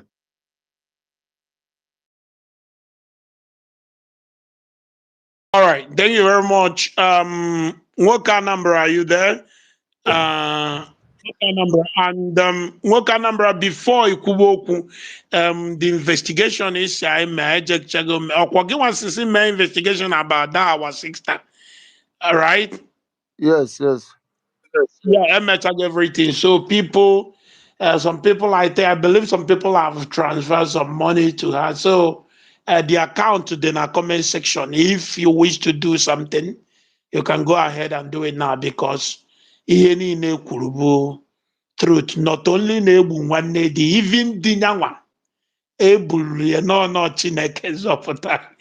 It's not funny but the story were called but it's okay. It's okay. It's not a funny thing. The only crazy thing but these people even if you are their supporter they will still kidnap you and take money from you and even they actually fire for a that's just the truth. So continue, please. Okay. Good evening, sir. Good evening, group. Good evening, everyone, sir. I want more to add. Actually, you can help now because of the effort I need to put concerning these people, sir. It's just a thing of joy. So, more to add, bro. Only through the word Biafra. Now, they divide the Iowa Bundibo from like Ndibo from other part of the region. Yeah, be eziokwu like most times ịma ngụ akwụkwọ n'Unican now. So I'm a student of Unican. Ebe a ka m gụrụ, ebe a ka m graduate. Most times most of ndị department m bụ ndị Rivers State na Delta State. You will see somebody like Alpha, the boy Buchidera, and another girl. So one time, just so your name Buchidera, Igbo now. So why you know the associate with Igbo people? Why you know the agree say you be Igbo person? So one time them engage, and I say, Omo, I don't like that. They talk say I be Igbo. They see me as Biafra, and that Biafra something I don't like. So even at that ideology self, people don't even like it, especially people in a try unite as being Igbo. They don't like the ideology at all at all. That's why I keep emphasizing now. Like the way we pass this information concerning the war, the Biafra, we need to tone it down. We need to reduce it.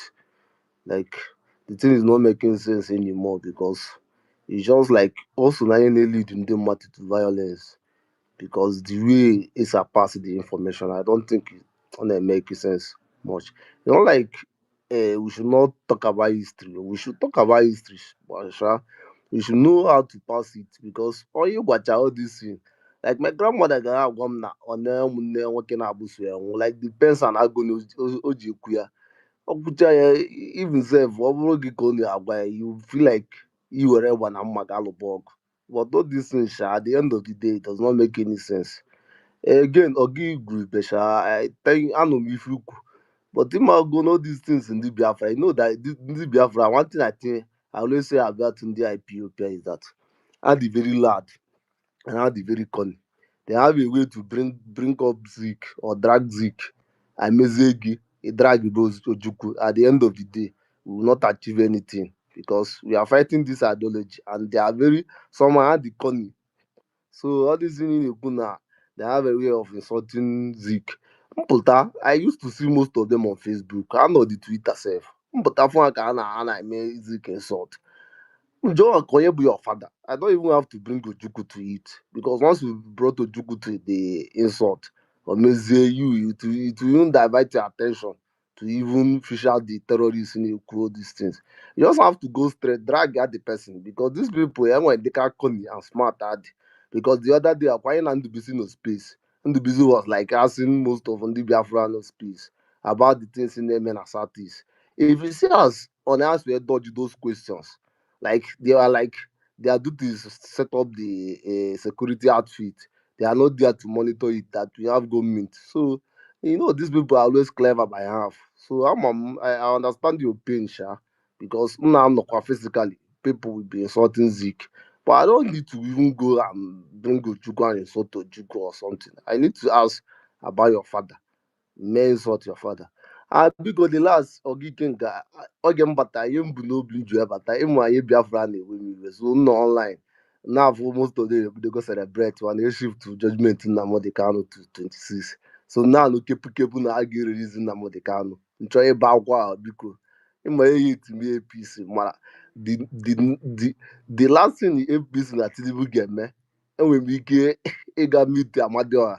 Ugbo Tinubu bụ irerizi Nnamdi Kanu biko amara m na information enwe about that side biko imembe update because since go down news sef ebe ebuletakwa case ya from October to 26 September na-ekwu na ego ererizi ya biko achọrọ m ka ime m update because that Nnamdi Kanu ọ bụrụ na onye spend like 20 years or 30 years na prison obi amalu m ala biko if enwe update ị ga-enye m concerning it nye m. And again, na-emekwa expect isokwa na enwe oge ị ga-akpọta mayor Orumba South because I'm be laying emphasis on that Hormuz. Hormuz be my town, so I love and cherish that town so much.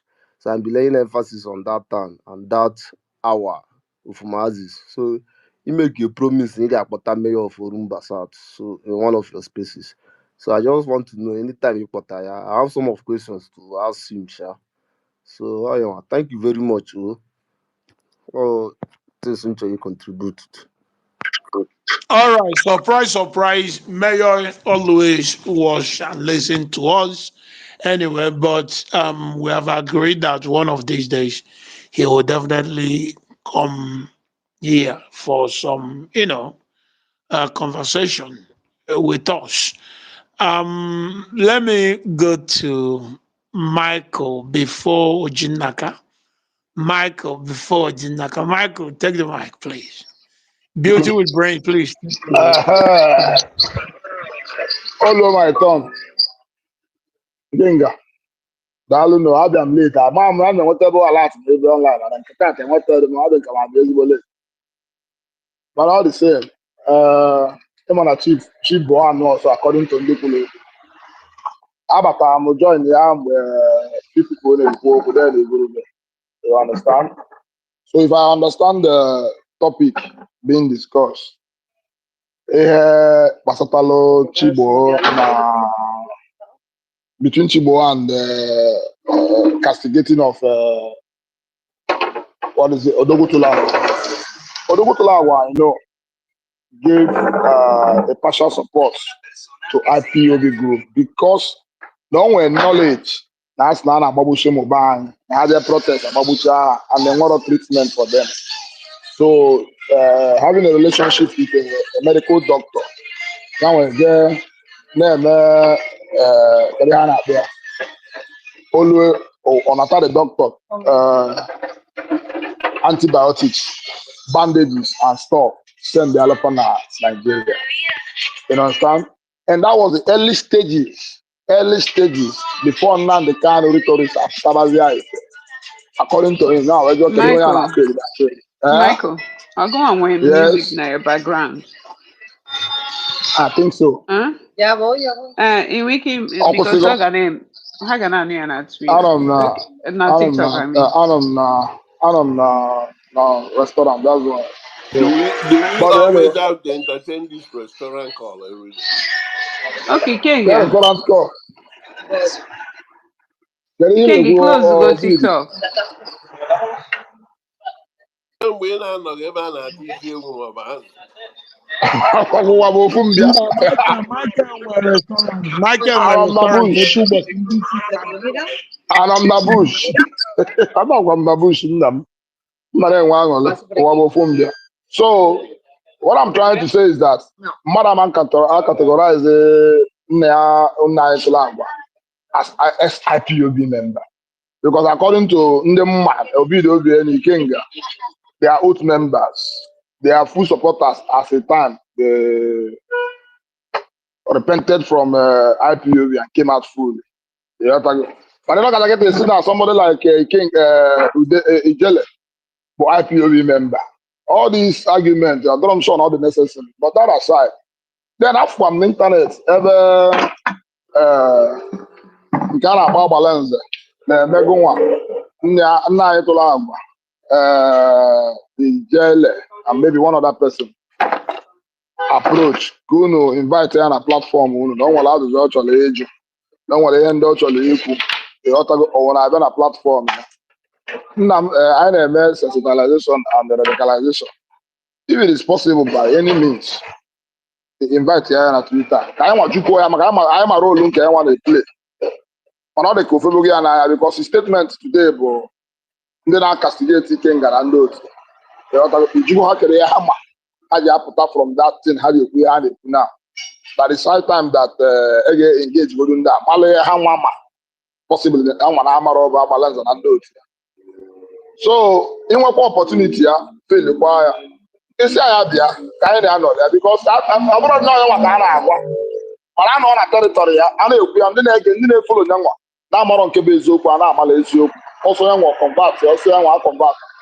And all the other people are not man you.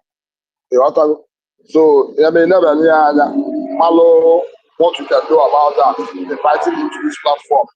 Maybe I have to draw Kasaya. They ought to go over why. Michael,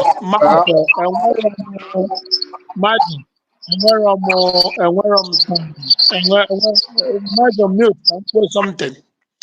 And where I'm time for character like that guy because he's welcome. On my platform. Here is People's Parliament. He can come and speak after only Igbo. Yeah, it's now na character in the buy. Only one thing in the buy and that thing joburu. Anytime have follow. The few na people they against you or then now no way o follow ndang itono zia the guy na say bia si menka no. I remembered, you know, mgbe all the charlatans na-apụta online na-akọ rubbish ha na-akọ nyanwa apụtazara ikenga nke bụ eziokwu ị na-akọ ọnụ nke bụ eziokwu ị na-akọ ọnụ so akọghọ mmadụ kọghọ na ịhapụ onye a ịkọzi akọgbu onye ahụ ịpụta ịbịa gwa m na anyway it's that's bygone. Anytime anybody ma onye ọ bụ you can tell him to come to People's Parliament or be also Libye. Everyone is welcome here, not only him. The only thing we don't allow be color nonsense. If Abu educated men and women on this platform, you don't come here and start talking rubbish. If you talk rubbish, they will question you. And another thing, if you must come here to ask question, be ready to answer question. Obura draw question, a jubam question on top of question. If I ask you a question, you don't know the answer, just say that you don't know the answer. The only problem I have with some of these people, their behavior. And another problem I'm facing now is some of these our brothers online. Uncle IB or what? Nenu Chibo, Nenu Nkana or Dibia, Genewan. Look, these people are sycophants. If you don't want, anything, you don't feel like talking, don't talk at all. Leave the job. If you're afraid to speak, I will not ask you to speak and endanger yourself. But don't speak. But don't try to radicalize our people. They go to this guy and Uncle I thought no somebody will sense. Kam nụlụ ebe ọ na-ekwu na ọ bụrụ na n'obodo ndị ọzọ ndị nwere ego na nwanne ha dịka Nnamdi Kanu so Uncle IB mgbe Nnamdi Kanu na-akpọ ndị ahomo and the other things, are you telling me na ịnụ ya? What is wrong with you people? Kedu ihe na-eme unu na-ekwu ya because unu na-atụ the follow? Who the hell is Nnamdi Kanu's followers? Who the hell are they? Onye ka hapụ because they don't want them to attack you. What can they do? Now, my brother, anybody can come.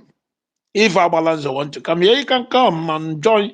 Just join, or bro, no, it would be a special person, no. Or just join others after all. Or Lube, and then I'll be here to speak. So he can come. Beauty with brain, please take the mic.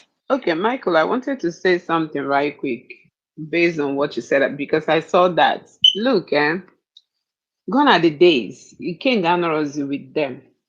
Okay, you have people now know how to act, so you can't get dignified by going to their platform. Actually, here they know why they are running away from Twitter, or if that Twitter space, not intimidated to come over here because they know they can't stand, to have conversation about it. So they want to do that because of good that particular guy, especially because of good Kenga is trending, like his videos is trending. So on he'll capitalize on that and take advantage of that. On that, he really wants to talk. Yeah, beyond our platform. And yeah, they got to their platforms, so they have to come over here. On him one way to talk to say about that. Can we, okay. Michael, go ahead. Okay, how you concluded with Ikenga, or Ikenga's stance. I don't have any problem with that. Only that I heard him talking about that, and I assume that it's time to open these people's eyes and let them see the shit they are carrying up and down. And maybe not for them, for others following them, they will see the light from such engagement and understand these guys are empty. They don't have anything. You understand? So that is it. And one other thing, somebody could look at trial and Nnamdi Kanu I don't understand this guy. I don't understand who is feeding them. I don't understand what is the content of their brain. You understand? That a date for trial or a date for judgment was shifted, maybe forward or backwards. It does not mean that it will go in the favor of anybody. You understand? It doesn't mean that. But these guys are busy. These guys are busy celebrating as if to say judgment has been delivered in favor of Nnamdi Kanu. But let's wait and see. 26 Okakuma, how they brought it backward, or forward, they say. Ka on a bebe. Half only net says in the Nigerian government has already tried Nnamdi Kanu. Blah, blah, blah, blah, blah, blah, blah. Let them be keeping short dates. Let this thing be done and dusted with. But I know Nnamdi Kanu is not going anywhere.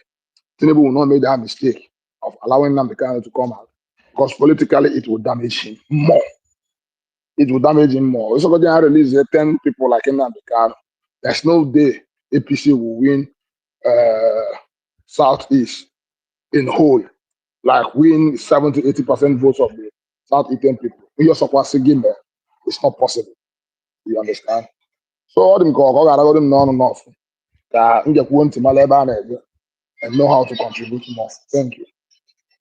Okay, thank you, Michael. Please.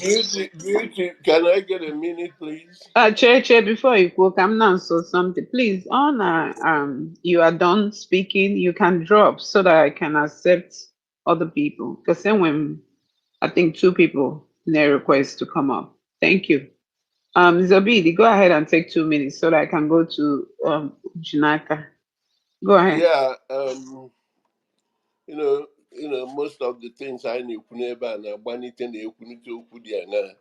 I think you have responded as appropriate to this nobody that wants to be given audience.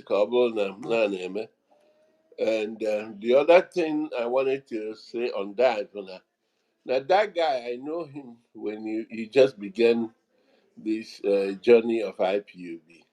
Most of the time, people when I die, ndị nọ n'obodo oyibo, ndị nọ n'obodo oyibo, not if I'm an alụ ala. And I have always told you guys, without the kind of him, no, these lies will not fly. Because this boy, has to, na group here. Obron Kennedy, the other one cannot jump. Na Europe or something. Yeah, yes. No, don't worry about that one then. But because some of these guys bully ndị nọ n'ụlọ ebe ha na-azụ ego ha wee were asị na-asị sịsa enu n'ala oke ọha nwa na-eme vidiyoz anụnwa na-agba ewetelu ndị nọ n'obodo oyibo efile na ife na-eme apụtara na lọkdaụn asị na elu ọnịcha niile na-enwe isi moto na-agbapịara na nke ọbụla mena ha eweta ya ozugbo ma ndị na-aya mara na ha na-eyuzu sound effects mgbe ahụ na all kinds of things okay. And it wasn't as much as they ballooned the whole thing to be. So at the NjenjeMedia we have and that's not something on the my brother and no. And but sometimes I'm jogging it, but no banana no go actually. Now I care all run there. Makavad no I've been in and I got it. They promote this nonsense. So I hence continue they will. Okay, thank you, sir. Ojin Naka. I hope I said it right. Go ahead, sir. Yeah, good evening, Beauty and the King. Good evening, everybody. Good evening, Nanyibube, landlord of Nenugu. Good evening, Zabidi. I've been not to go away this thing. This immediately Genga Mepe around 5, around 6, and join immediately. Here prompt the Bagote is about Zeke and Ojukwu and but before I go to that, is there an about Uncle KB, I don't know what his name. As one of the, I was following his content. Immediately, the first day Opul about Nnamdi Kanu and IPOB, I just blocked him on Facebook. I like the first day Nkwalania because I was following him. When was some things on the phone, then I was interested in. Me even know make that I just blocked him. And since then, I've not been following him. Not been seeing his content. And I think most of them, I think what I've found out about these influencers on Facebook and Twitter, Facebook, Instagram, and TikTok. I think most of them work with what is trending. Everybody they will join. They join. If everybody, okay. Today I was watching somebody make AI edit of Gentle. But comment to me, post to me, I think that was last year. You caught all the video, join Nyanya. It seems as he was talking about 2025. I looked at it, I laughed, I said, these people are just not joking, are joking. And I think it's because probably I've seen that most of the times our security agencies are last about it or are not serious about it or they're last about it because the whole tide is turning against them. Then coming back to my topic, my listening to equal about between Ojukwu and Zik. Personally, having studied Zikism since it started, and I think I had a semester study about Zik. I'm more of a Zikist as a person because I'm more of Pan-Africanist. I believe that African boundary should be beyond what we have today. As a person, I'm more of a Zikist. But will I speak against Ojukwu? Obviously not. Because if you enable a leader and you have that challenge Ojukwu had, there is nothing you can do. As much as I believe that there was other alternatives, but I think he followed the majority of the people. Why I have issues with people agitating and clamoring about Biafra, of Biafra since after 1970, is because, first of all, they didn't read the room, one. They didn't understand that boundaries around outside Igbo don't want to use anything, they're here to hear anything about Biafra. Because of some of them, Biafra evoked a lot of emotions against them, around them. Somebody see from across the Niger Delta, and when you tell the person Biafra, he looked about, he read about the Asaba massacre and the massacre that happened during that period, and the Aguaya stories that happened during the war. The person will look at you and say, as a madman, because he wants to invite. It seems like you're inviting for calamity around them, around that person. Oyunaka, hold on. Yeah, just hold on. Mute the mic. Just mute your mic. Let's listen to it. Just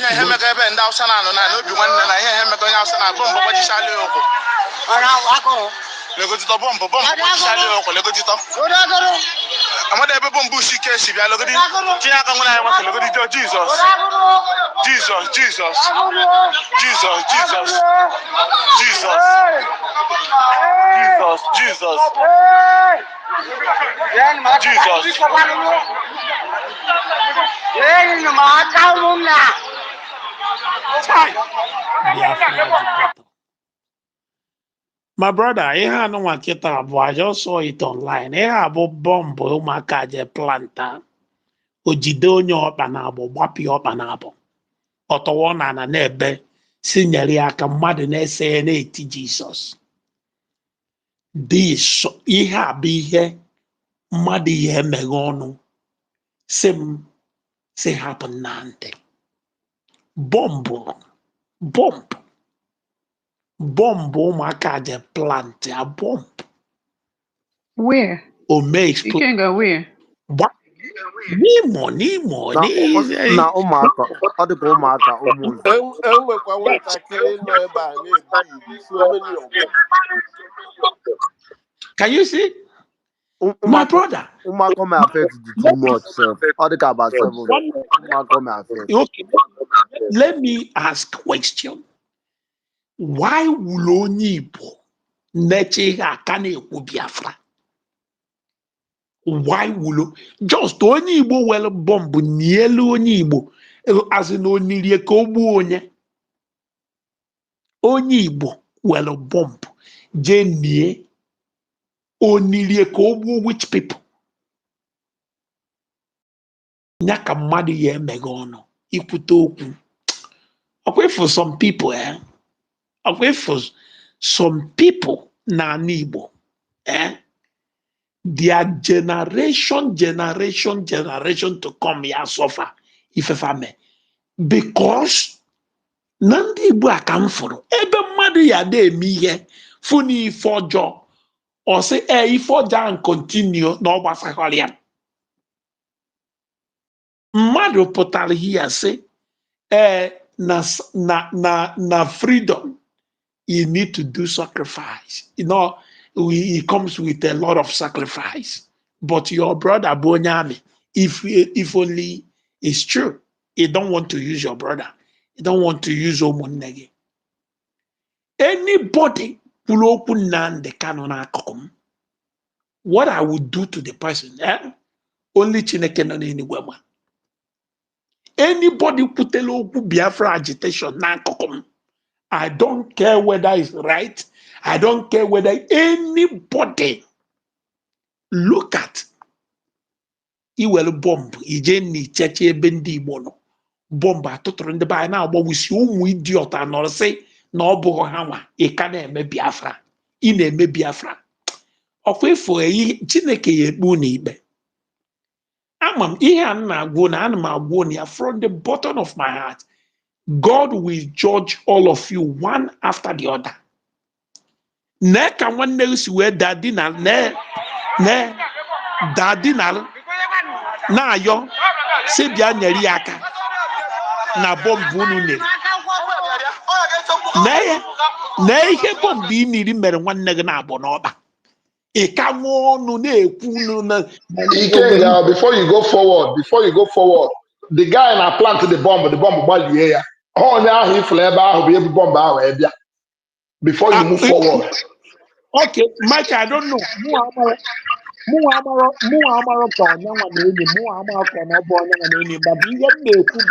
No, Michael is right. Yes, I don't know. Okay, ọbụrụgodu na ohu onye anụnwa, ọbụrụgodu na onye nwa, what of ndị ọzọ asị ọgbata? Because some ụmụaka affect. Ndị ọzọ ahụ ọgbata. Sorry, God help them. Man, if only nke a, he has reaped what he was sowing for people. He tested it. No, Mike, if that be the case, because I'm not about the story, I'm just seeing it. Cash, Cash. No, on Facebook, he talked about it. He was the one that confirmed, not the person. Okay, cool. I'm not about the story. I'm more about the story because I've been online. But the thing, okay, onye agodo, onye bunyere that bomb, who bought it for them? Onye angolie for them, like ogolie for nako je with them. I think they buy at the serious. So if our people be serious, if we don't get carry, if we don't go to our boys, man outside. Nothing like there is nothing you can do. People now support ihe na-egbusisi anyị ifu na ha na-eme okay fundraising ngozi ọrabụeze ha na-eme online ha na-eme for what? But our people nọ n'Amerika ihe a na-achọ bụ mpụta kwuo ndị ọzọ anakpuo. King, officially King, sorry to interject, right? In a blame the wrong people. As in the buying on America, no, it's not that easy like that to report to mad. Oh, our Nigerian government again, me. The governor side kita send anything to each country. If I fast forward doing, but anyone may go there to anyone in the US now. If we do it, I want to have money, but it's gonna take all a process because it's not that easy. Beauty with brains. Let our people, let Ndimo state no go do. May USA come together and make a step. Let it not be easy. Make a step first. Take a step. The only thing I want is take a step. But they are doing it, though. No, they are doing it, King. They are doing it. Oh, him Jina working in a process too. We are doing it. Exactly. So don't think that we are not doing anything. They need to take a step. Not only these people, including supporters of Nnamdi Kanu all over. Let them take a step and put an end to. Even if you can't report these people, petition the embassy. Petition the embassy. Petition the embassy. Let me see why they will not do something. How can you have ambassador in a country as big, as civilized as America? People are raising fund, supporting somebody at convicted as a terrorist, putting his pictures. I said that America, who said so? Who said so? Let them take a step first. Take a step. Let our people go after all these supporters or anybody naming this Biafra agitation. Go after the person. Go after the person by the law. Use the law against the person. Let me see why you can't stop the person. Let me see why the person will not be arrested. How can our people we continue buying like this and we are only talking, waiting for the government? Do the government tell you they care? It's none of their business. It's our business. Look at the way they are planting bombs all over the place. I started saying this thing. Pick Simon Eber, pick Simon Eber, pick Simon Eber, pick him, pick him, pick him, pick him. Had he been Nepiki Simon, nke Nnamdi Kanu ga-abụgodo obele. But look at it. Now Ngozi Orabueze is building camps. Ngozi Orabueze is building camps. Nothing is. Onwere de onye chi take a step. Let them take a step. Ngozi Orabueze kwesịrị now ịnọ under investigation. Obroko speedy one. There is no immediate not even investigation because there were evidence to prove.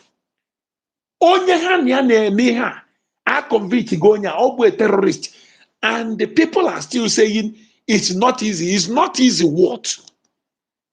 Take the videos of these people fundraising. Take the one they did with Simon Eber.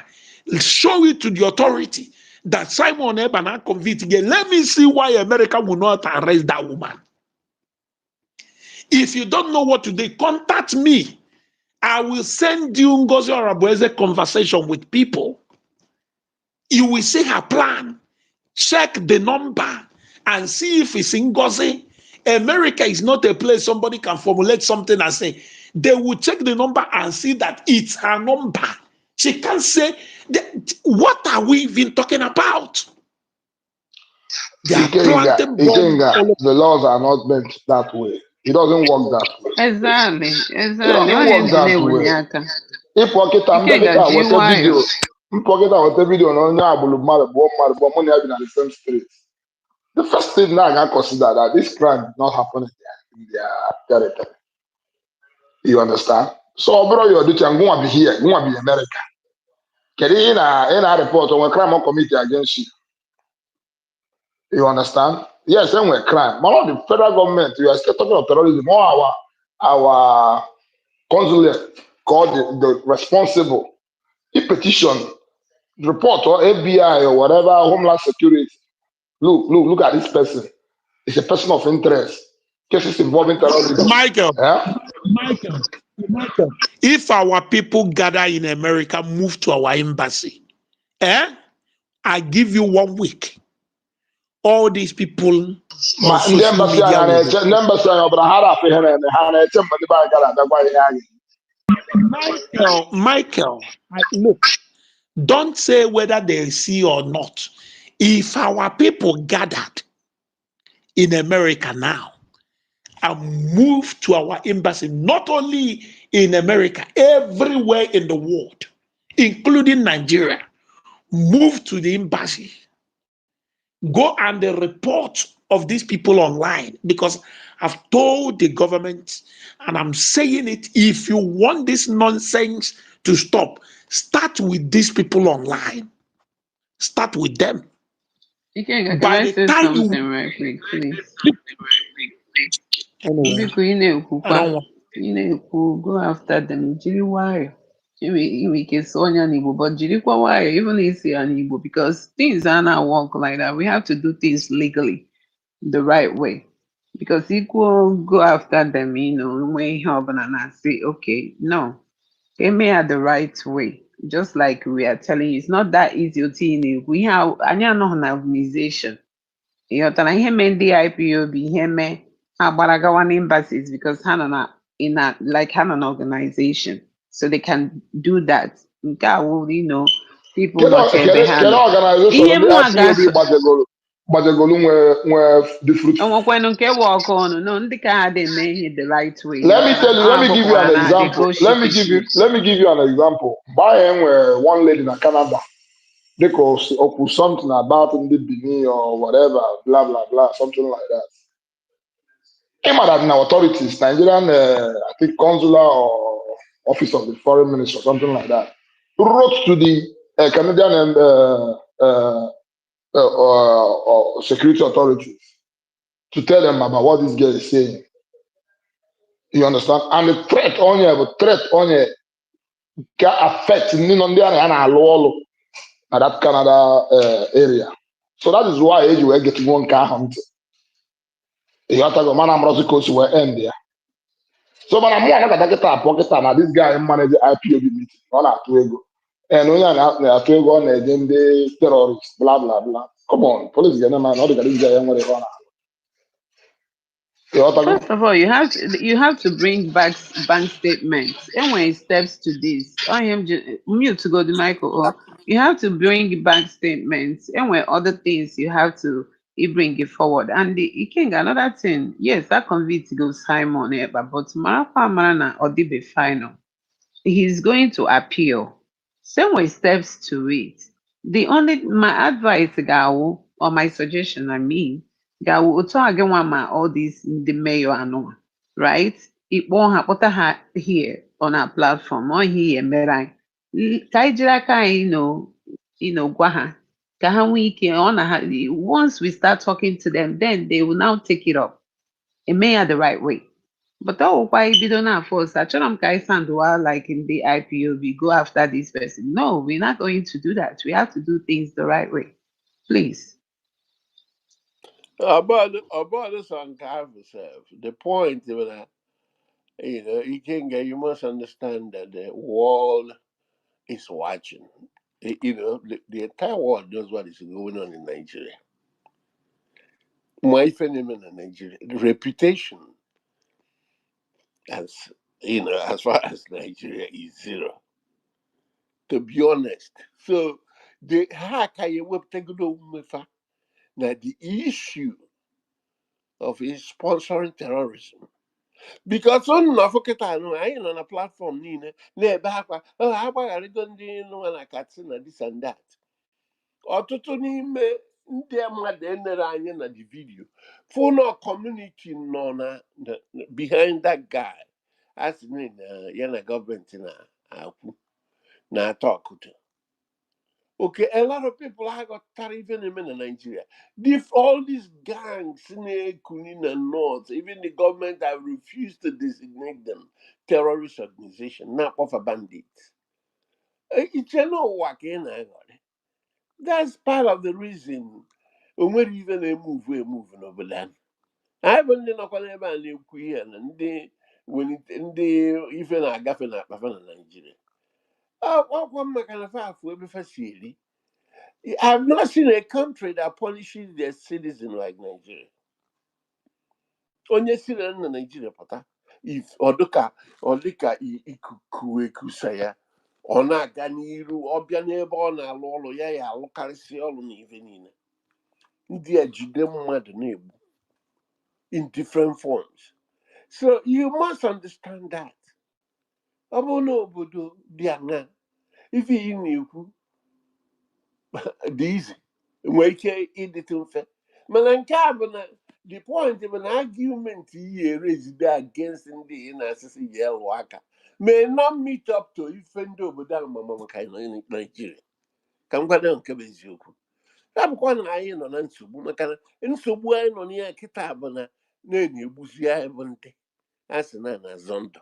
And this is why I continue to mention onye bịa ya point bụ aka n'ebe ahụ ọ ya nwa bụ the key word mana ọ bụkwa na ọka adịzi ebe a promote be Naijiria na ihe niile ka etobe fanafana na-eme jee negharị anya n'ụwa niile ka ịma na onwe ebe na-eme ife na-eme na Naijiria etu a maka eme na asị na Naijiria dị too young 70-something years old mana agwago mfe ọ bụ na ha mara eme ife fa were kọpị mmadụ were kọpị la akwụkwọ ọ ya agụnwu akwa ahụ o nwere mgbe anyị nọ n'ụlọ akwụkwọ textbook ị nwere gie ije mee kọpị ime kọpị ife a na-aga ọfụma. That's what it is. Okay, so mana Nigeria junafa ya ume copy junafa ma acha junafa ma aga. That's the irony of the whole thing. That is the dilemma. I know n'ime so ọ ga-akwa izi nwanne m ịpụta ka iche na ịchịkwalụ nwaanyị alụ nwa n'ebe niile eti mkpu n'ebe niile iche na ọ mara na ha na-afụ ya enwe ndị na-afụfa na-akwado fa nwee ndị nọfa n'okpuru esi na ọkụkọ na-agba egwu ife nwa n'ụzọ nwee ife na-aka ori egwu n'ime ọfịa. Okay, you never know everything, my brother. I want in Nigeria the too much. I am around ndị na-egbu akwa anafe ekwu na abridge cut here na kind. Last week ife trend na-egbugo Kedavia Yahoo Gentle the Yahoo na second in command ya no single evidence they show as not tactics. Then this week ajụkwa m ụnụ sị edishon abụrụ down ka a sa first step because na-emerie na nke ebute ụzọ emerie na nke a na-akpọ ijere Holy Ghost edishon onye ọbụla were na-ekreti content mana o nwere onye na-ajụ the pertinent question ọ bụgo na-agbalịsiri isi wee emegosizi ndị ife a na-emetụ kafa mmụọ fanata ka ha lalụkwazị nke bụ ụla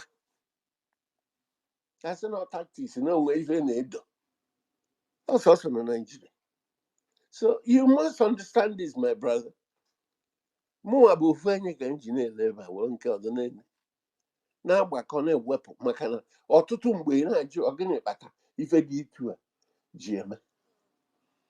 Ụmụaka niile a na-enye update n'ụlọ nọ n'Imo steeti they are not even outside Imo. Ị na-ajụkwado ife kpata ife dị itu a ji were and nobody sọsọ nọ na ha nọ n'ọka igwe or perhaps see extend there to all local government area.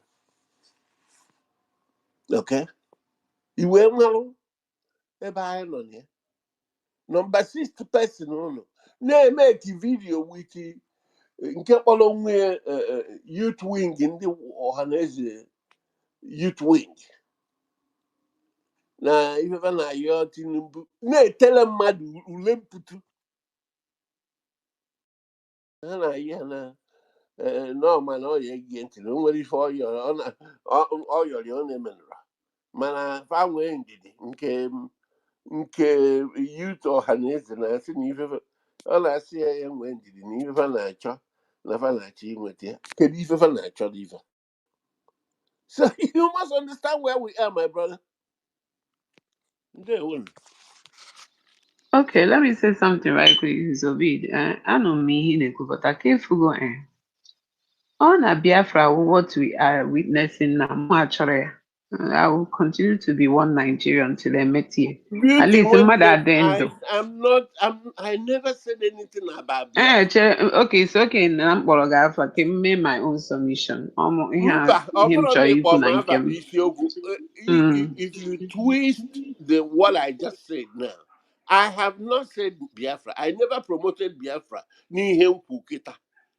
I just Okay, want sir, us no to problem. Let me establish. come just to quote on my own. On my own, Okay, go ahead. on a Biafra, No what problem. we are witnessing now, more actually at all. Even though Tohani that acquire on an eye Fulani, no problem. Man. Fulani, how mad.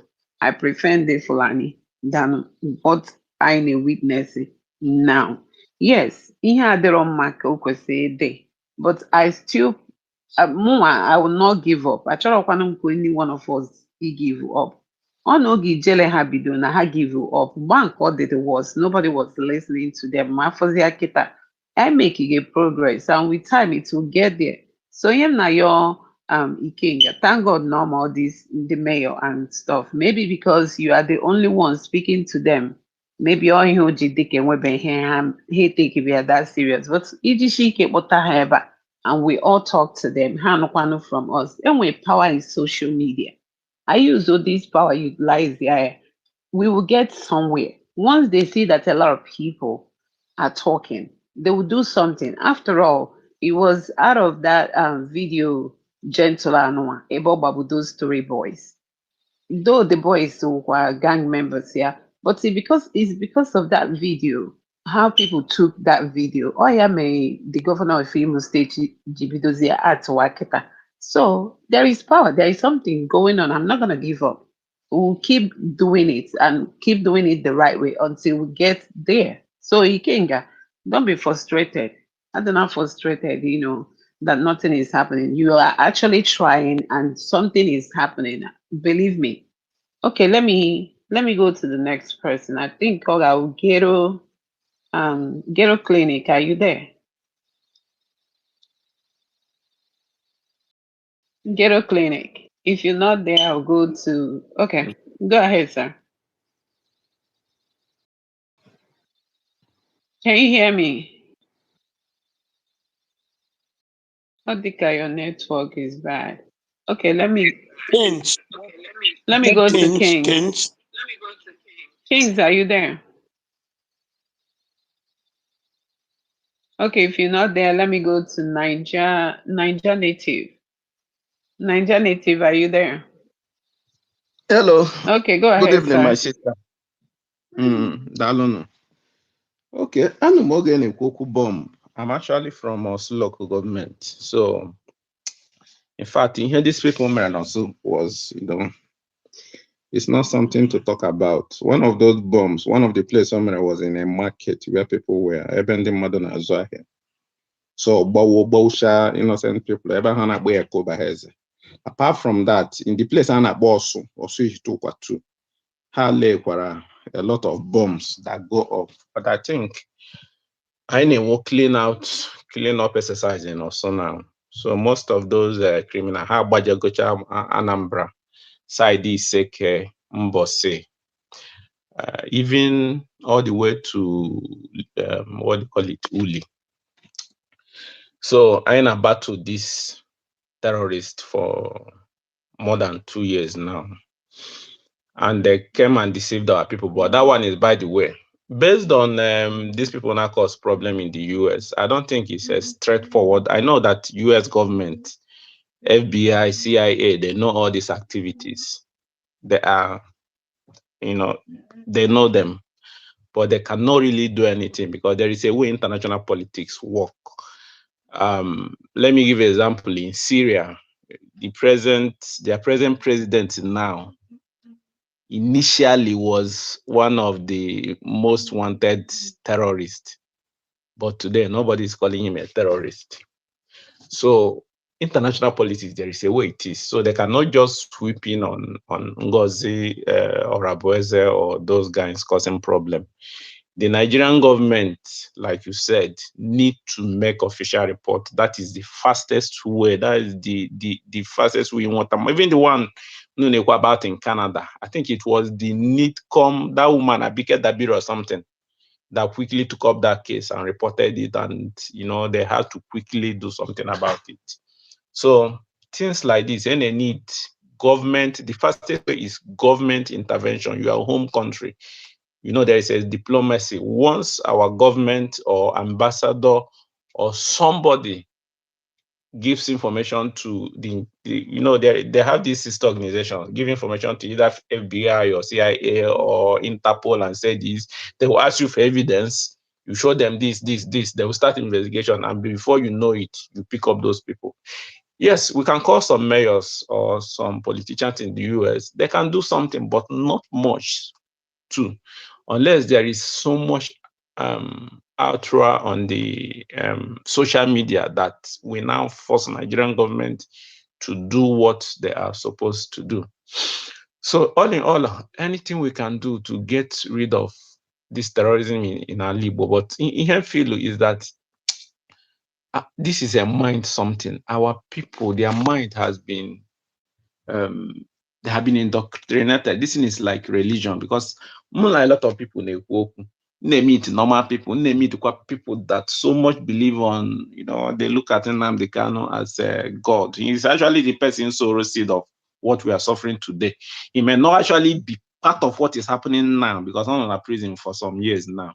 But the whole thing, was already seed. So, when you sow seed, that seed can, when it grows, it will bear fruit. And once you can sow one corn and reap a cob, will have hundreds of corn. So we are suffering the seeds he sowed, and I don't know how long we're able to remove it. Whether this our generation, I don't know whether it's something we can even solve in this generation.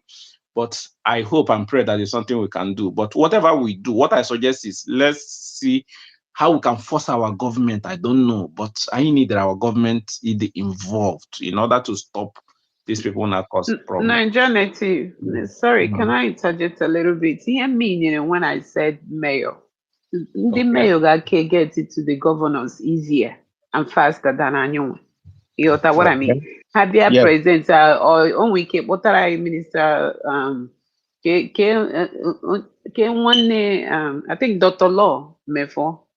Oh no, what I hear, that would be good. So how I can reach it to the governors faster than anyone can reach or him 1 minute. Go ahead. No, it's okay. Is it mayor in the US? You're talking mayors in US, or you're talking about No. In Nigeria, like Southeast. Our politicians. Yes. Okay. No. Not in the US. No, no. In the East. So, yes, I'm sorry to say this. Like I said, these things are complex. I'm not interest of the government, because all now in a serious government, they should have reported these people. I don't know whether my like it or they. In fact, I don't know what they're doing. I cannot accuse them what I don't know, but I believe something is not right, because every right-thinking person, even the governor, unless our governor will complete dunce or idiot, should know what to do to stop insecurity, who to talk. Or no APC, you can easily talk to the president. He say, okay, the governor can talk to the ambassador, our ambassador on the US. Say, okay, speak to intelligence agencies in the US. Let's look at this person. They will swing in. They will check all our, to get all your accounts, to listen to everything you're doing, including WhatsApp and all these things. It's extremely easy. All these US what they call it, intelligence, they have access to everything. So I don't really know, but I just pray that God will help us. But we need our government to be involved to speed up this. If not, we may not make much headway, except killing, the way may eliminate slowly.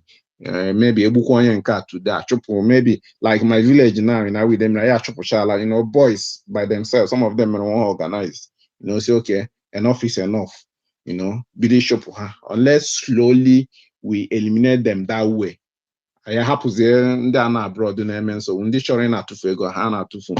If not, man, I don't know how we're going to sort out these issues. Thank you very much. Okay, thank you, sir. Ugo, are you there? I don't know if you want to say something. Ugo Austin. Ugo Austin, are you there? Okay, if not, let me get back. Okay. Ugo. Ikenga. Officially, Ikenga, are you there? Yes, I'm here. Okay, go ahead. I think we are done. Yes, thank you very much. And I thank each and every one of you for your time. The only thing that we all have to understand is I I don't like it anytime we talk. People will say, oh, government. Look, who are these government? We are the government. We are the government. If we want our government to work, we force them to work. If you are sleeping and watching Big Brother Niger or watching Premiership or watching whatever, the government will believe that the citizens are okay.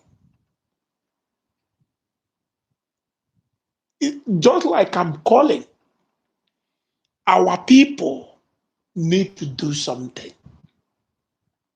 We need to see that our people in USA, they are doing something about these criminals, about these demons, these terrorists, especially this woman called Ngozora Boise. Just yesterday, somebody asked her, the fundraising you are, anyway, it's one of them. The fundraising you are raising almost every week, what are you doing with the money? She said, oh, it's the money she will use to bury that person's mother and that person's children. And these were woman, a matured Igbo man is following, calling her deputy leader. You know, some Igbo, especially Umumoke, I've never seen this kind of thing. A matured Igbo man following a cycle, a woman, a wine, a weala. A deputy. Yeah, I can't believe this. And even in my days of Ishikano, not to be on the cycle, even when no under Ishikano, no, I can't be on the cycle. But Ikenga, that answer was good though. Answer ahụ nyere ya perfect. Like us zatara ya ebe isi na-adịrọ ha nwa na-esi ya mma. Yeah, nso ndị Igbo be anyị, biko, n'ụnụ nwa niile nọ n'Amerika, you people should do something. Leave our government. If we are waiting for the government to do this, they can do something, but not anytime soon. And what shall it profit us? Now people are muchago. Then before the government will not come, just like they waited. Imo State is almost about to finish before they started, doing something. The same thing in Anambra State. So let them do something now. Our people will go put bounty on some of these people. If you catch them, if you can bring any information that will lead to the arrest, you will be paid so amount. Look at what Omaka people did in collaboration with government. It's the person who brought out this money. It's not Nigerian government. It's a citizen of. He's a citizen.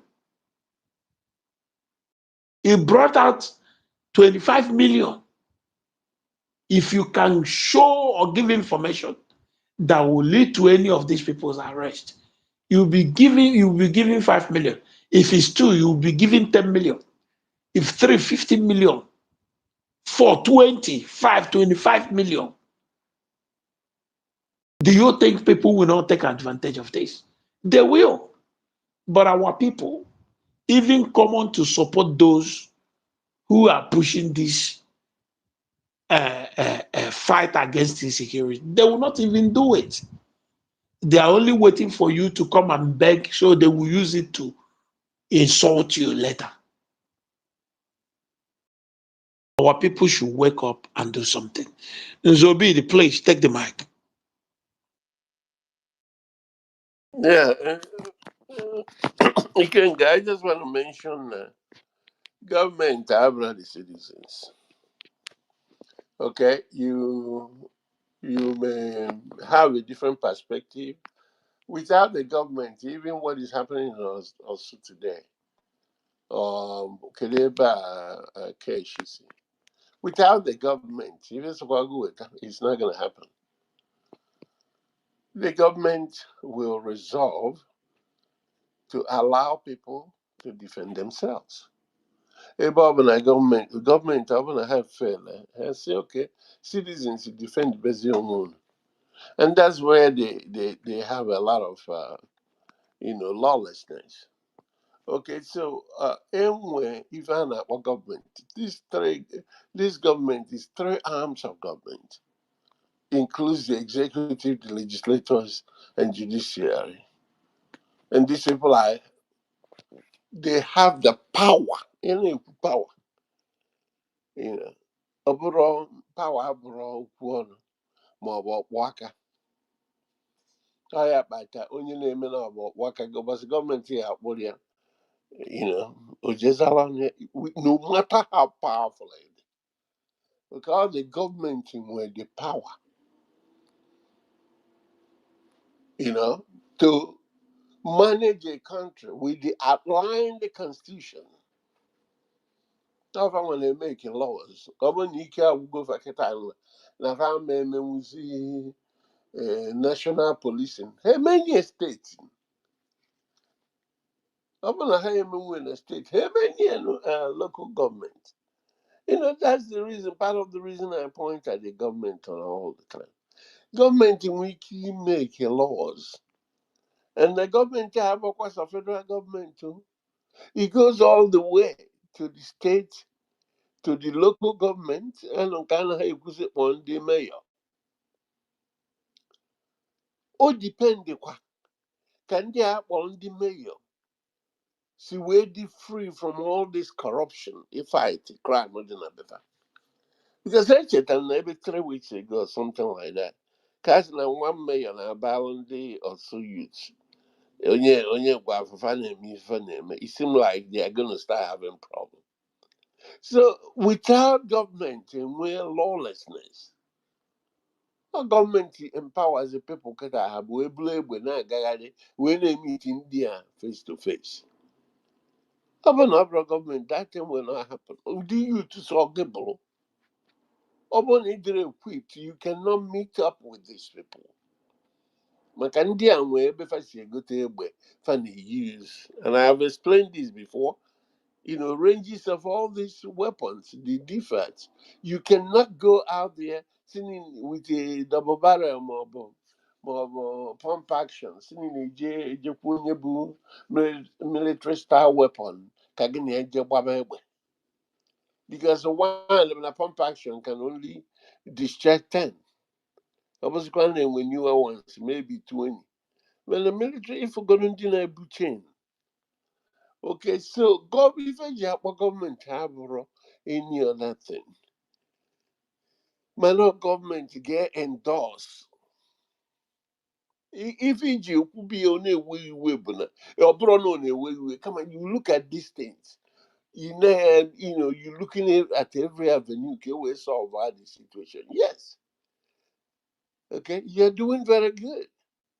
But at the same time, government has done even in what is it? Okay, and I mean, sometimes upon him, if Obugo no nye nwere gị wete, mmadụ nwere ike inye idea, nwere ike solve a problem. But how far is this idea clarified and validated is what matters. Okay, before a Bukota Mandini no Noketa no not confused a lot of people in Igbo land. We have proffered a way of covering this insecurity as far as 2020.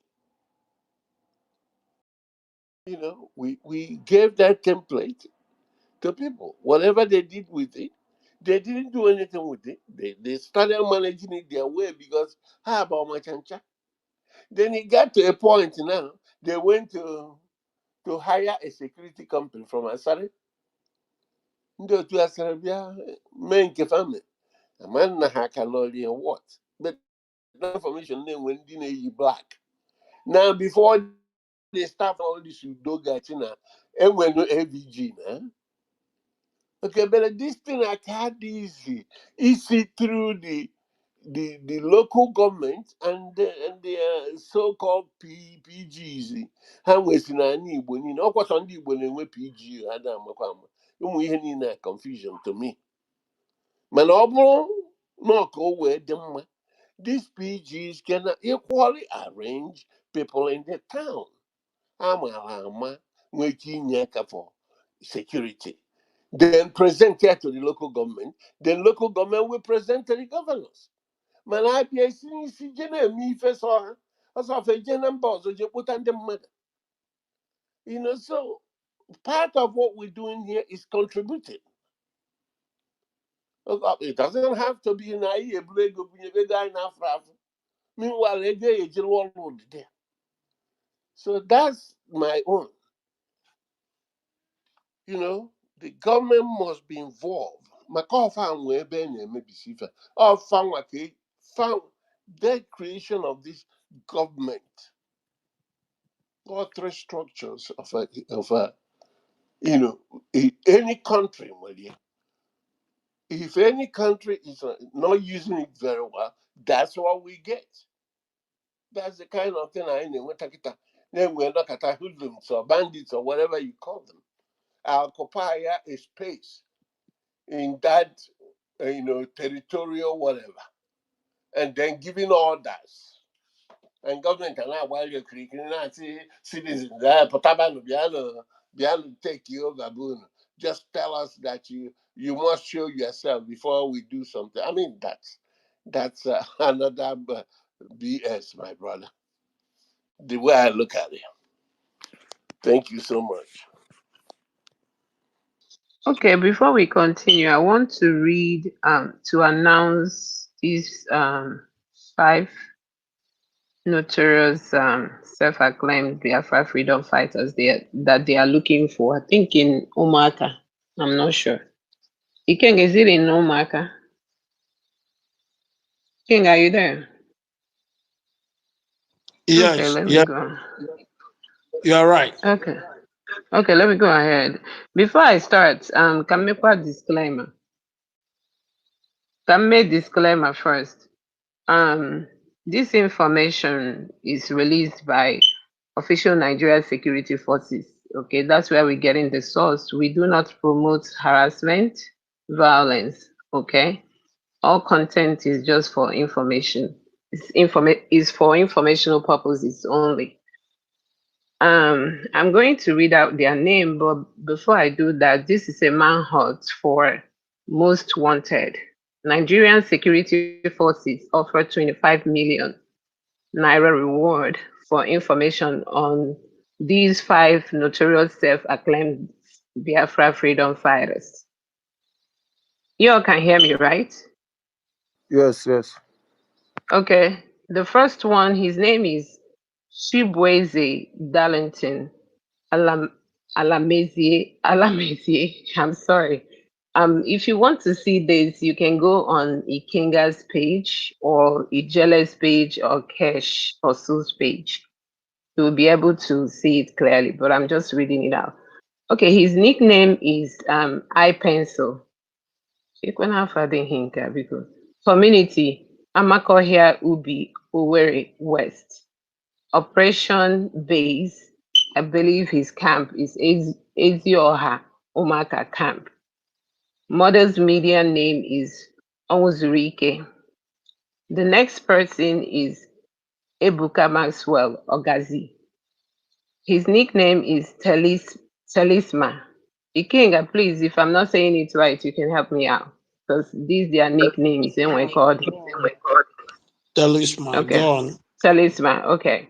The third person is Shade Onwenu.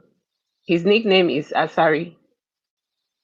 The fourth person is Aduba Emmanuel Obu Ebele. His nickname is Nwa South. The fifth person is Ihuba Namde. His nickname is Becky. So that's it. I think who's next? Niger Native, you can go ahead. Okay. Ihe m chọrọ ikwu about this IPOB Biafra issue. What I have noticed from my interaction with people is that even among the educated, people that are not really IPOB, they don't like what's happening, but most of them were this soft spots each time you mention Biafra, all those kind of things. So I think the problem we have, in fact, the reason ICA where violence in some of our towns and villages, including Okigwe, Olu, Osu, some parts of Anambra, is because some people, soft spot, even if not for IPOB, but for Biafra. So any person that opens mouth and say, okay, we Biafra, freedom, they're losing their guard. How this, it rouses their emotion. So I believe that we psychological manipulation that came with, years Nnamdi Kanu preached those things he preached. So I believe one of the ways we can also is it will be a very slow process. Why we take military action like Imalina hunt to their heads, I mean, security forces in hunt to the, they now cause these problems, eliminate. Another way is ordinary people for Korafo. Issue way using media. I don't know. Somebody will have to do that. I'm not expert in that.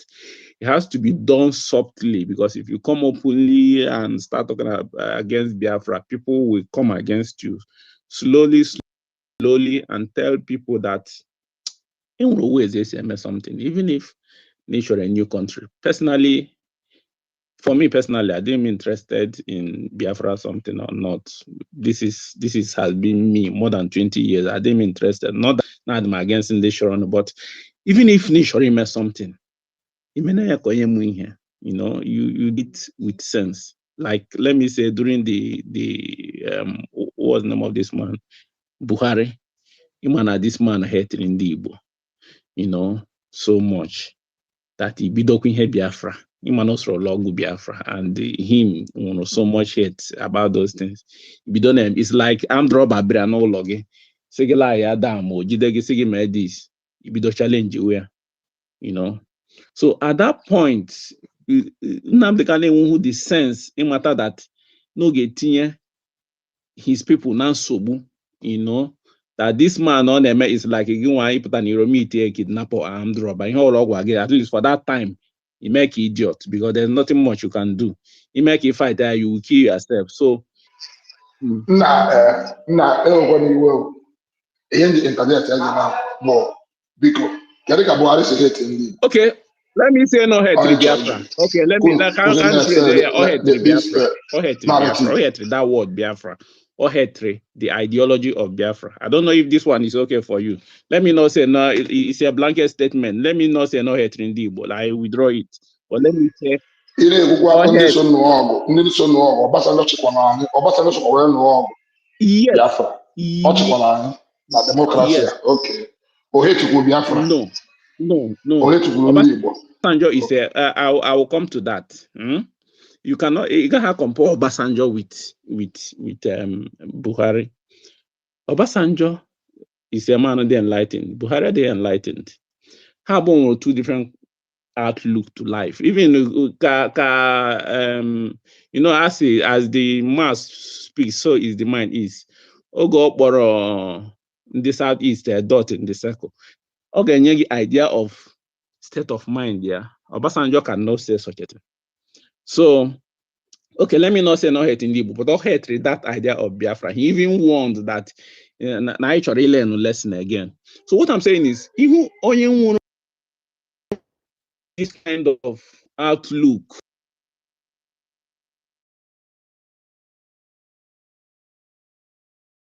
like armed robbery, brand no loggy, use sense, you know, follow the thing. You need the stupid, you know, can he dialogue, he corrupt through some people, he just brainwash some people. You just put them to their death to enable now fight and this. Oh, it's for me, it's in Zuzu, you know. So I gotta show a way, somebody somehow, a media changeover, try convert your people's mind slowly, even if they believe na need independence, at least in a way make sense, not in a stupid and you know uzodin zuzu amaghị ihe, you know, in a maybe serious place, you know, make sense. For me, I don't know whether I call it brainwashing or conditioning or a way to teach people to think, you know, can change mindsets of most people. Because I can tell you for a fact, if you meet 10 Igbos who are adult, you know, 5 or 6, you know, soft spot for this Biafra something, even if they don't support many of them don't support it, but how you know that, you know, so we need to disabuse people's mind, at least make them think logical. That's just what I think. All right, thank you. Okay, thank you, sir. I think we are done. I don't have anybody else. Ikenga, are you there? Let me Go ahead and give conclude. let me give this our sister opportunity to speak to our people once again, and also call her account number in case of if there's anyone who still want to do something, because she just told me that she have received some money. And Sister Chinenye, if you are there, please go ahead and speak to our people. And after you call out your account number once again. So if there's anybody who would like to do something, the person may go ahead and do so. I thank you. Go ahead.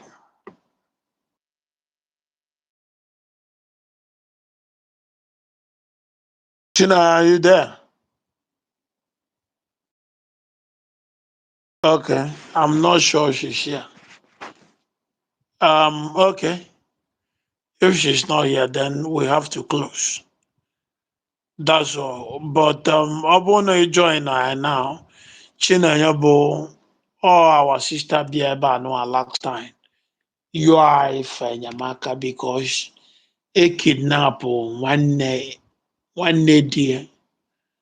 So they have to borrow money. Iji wee gbapụta nwanne dị, but unfortunately, ndị kidnap nwanne dị egbukwa dị after paying as much as they can, they still gbukwa nwanne dị. So now they are on debt. So ndị ha jikwa n'ụgwọ na-achụgharị ha. So now nyanwa beluzi abịa ya si biko anyhow sinyere ya aka. And ndị nọ na this platform that day wee sị m gaa mee investigation. More we got made investigation. I sent somebody actually to call her, the person boy, and onya Njenje investigation because onya behakwa same yes n'eziokwu n'ihe dị etu a na. So nyanwa pụtazia nsi oke nya bịa here today ka ọ kpọzie akaụntụ, ọ kpọga akaụntụ, so ndị kwụnyegoro ego so far. I thank you people. I thank you people. Ntu ọbụla o si dị, ọ bụrụgodu na ọ for anything just because of me. Let's just assist ya. And I promise you people, but the last time we are going to do something like this. This will be the last time we are going to do something like this here. I focus on security. Where anything, where this kind of problem, you meet the other people not into raising fund, because if I borrow my field, my focus on security. So I thank you all for your time. And if you want her account number, here for the account number in the comment section. By her, Chinonye, right? That's her name. I wish Nanya Chinonye Grolia. I wish Nanya one ebe anụnwa ka o jiri aka ya kwuru, but ebe ọ bụ Nanya one anọ ya, it's okay. Thank you all for your time, and thank you. Ikenga, sorry, Yes. before you leave, in Ansokwa, na de emezi udiri ihe dị otu a on this platform. In Ansokwa ebe, it's a reminder. But beauty with brains, that's mental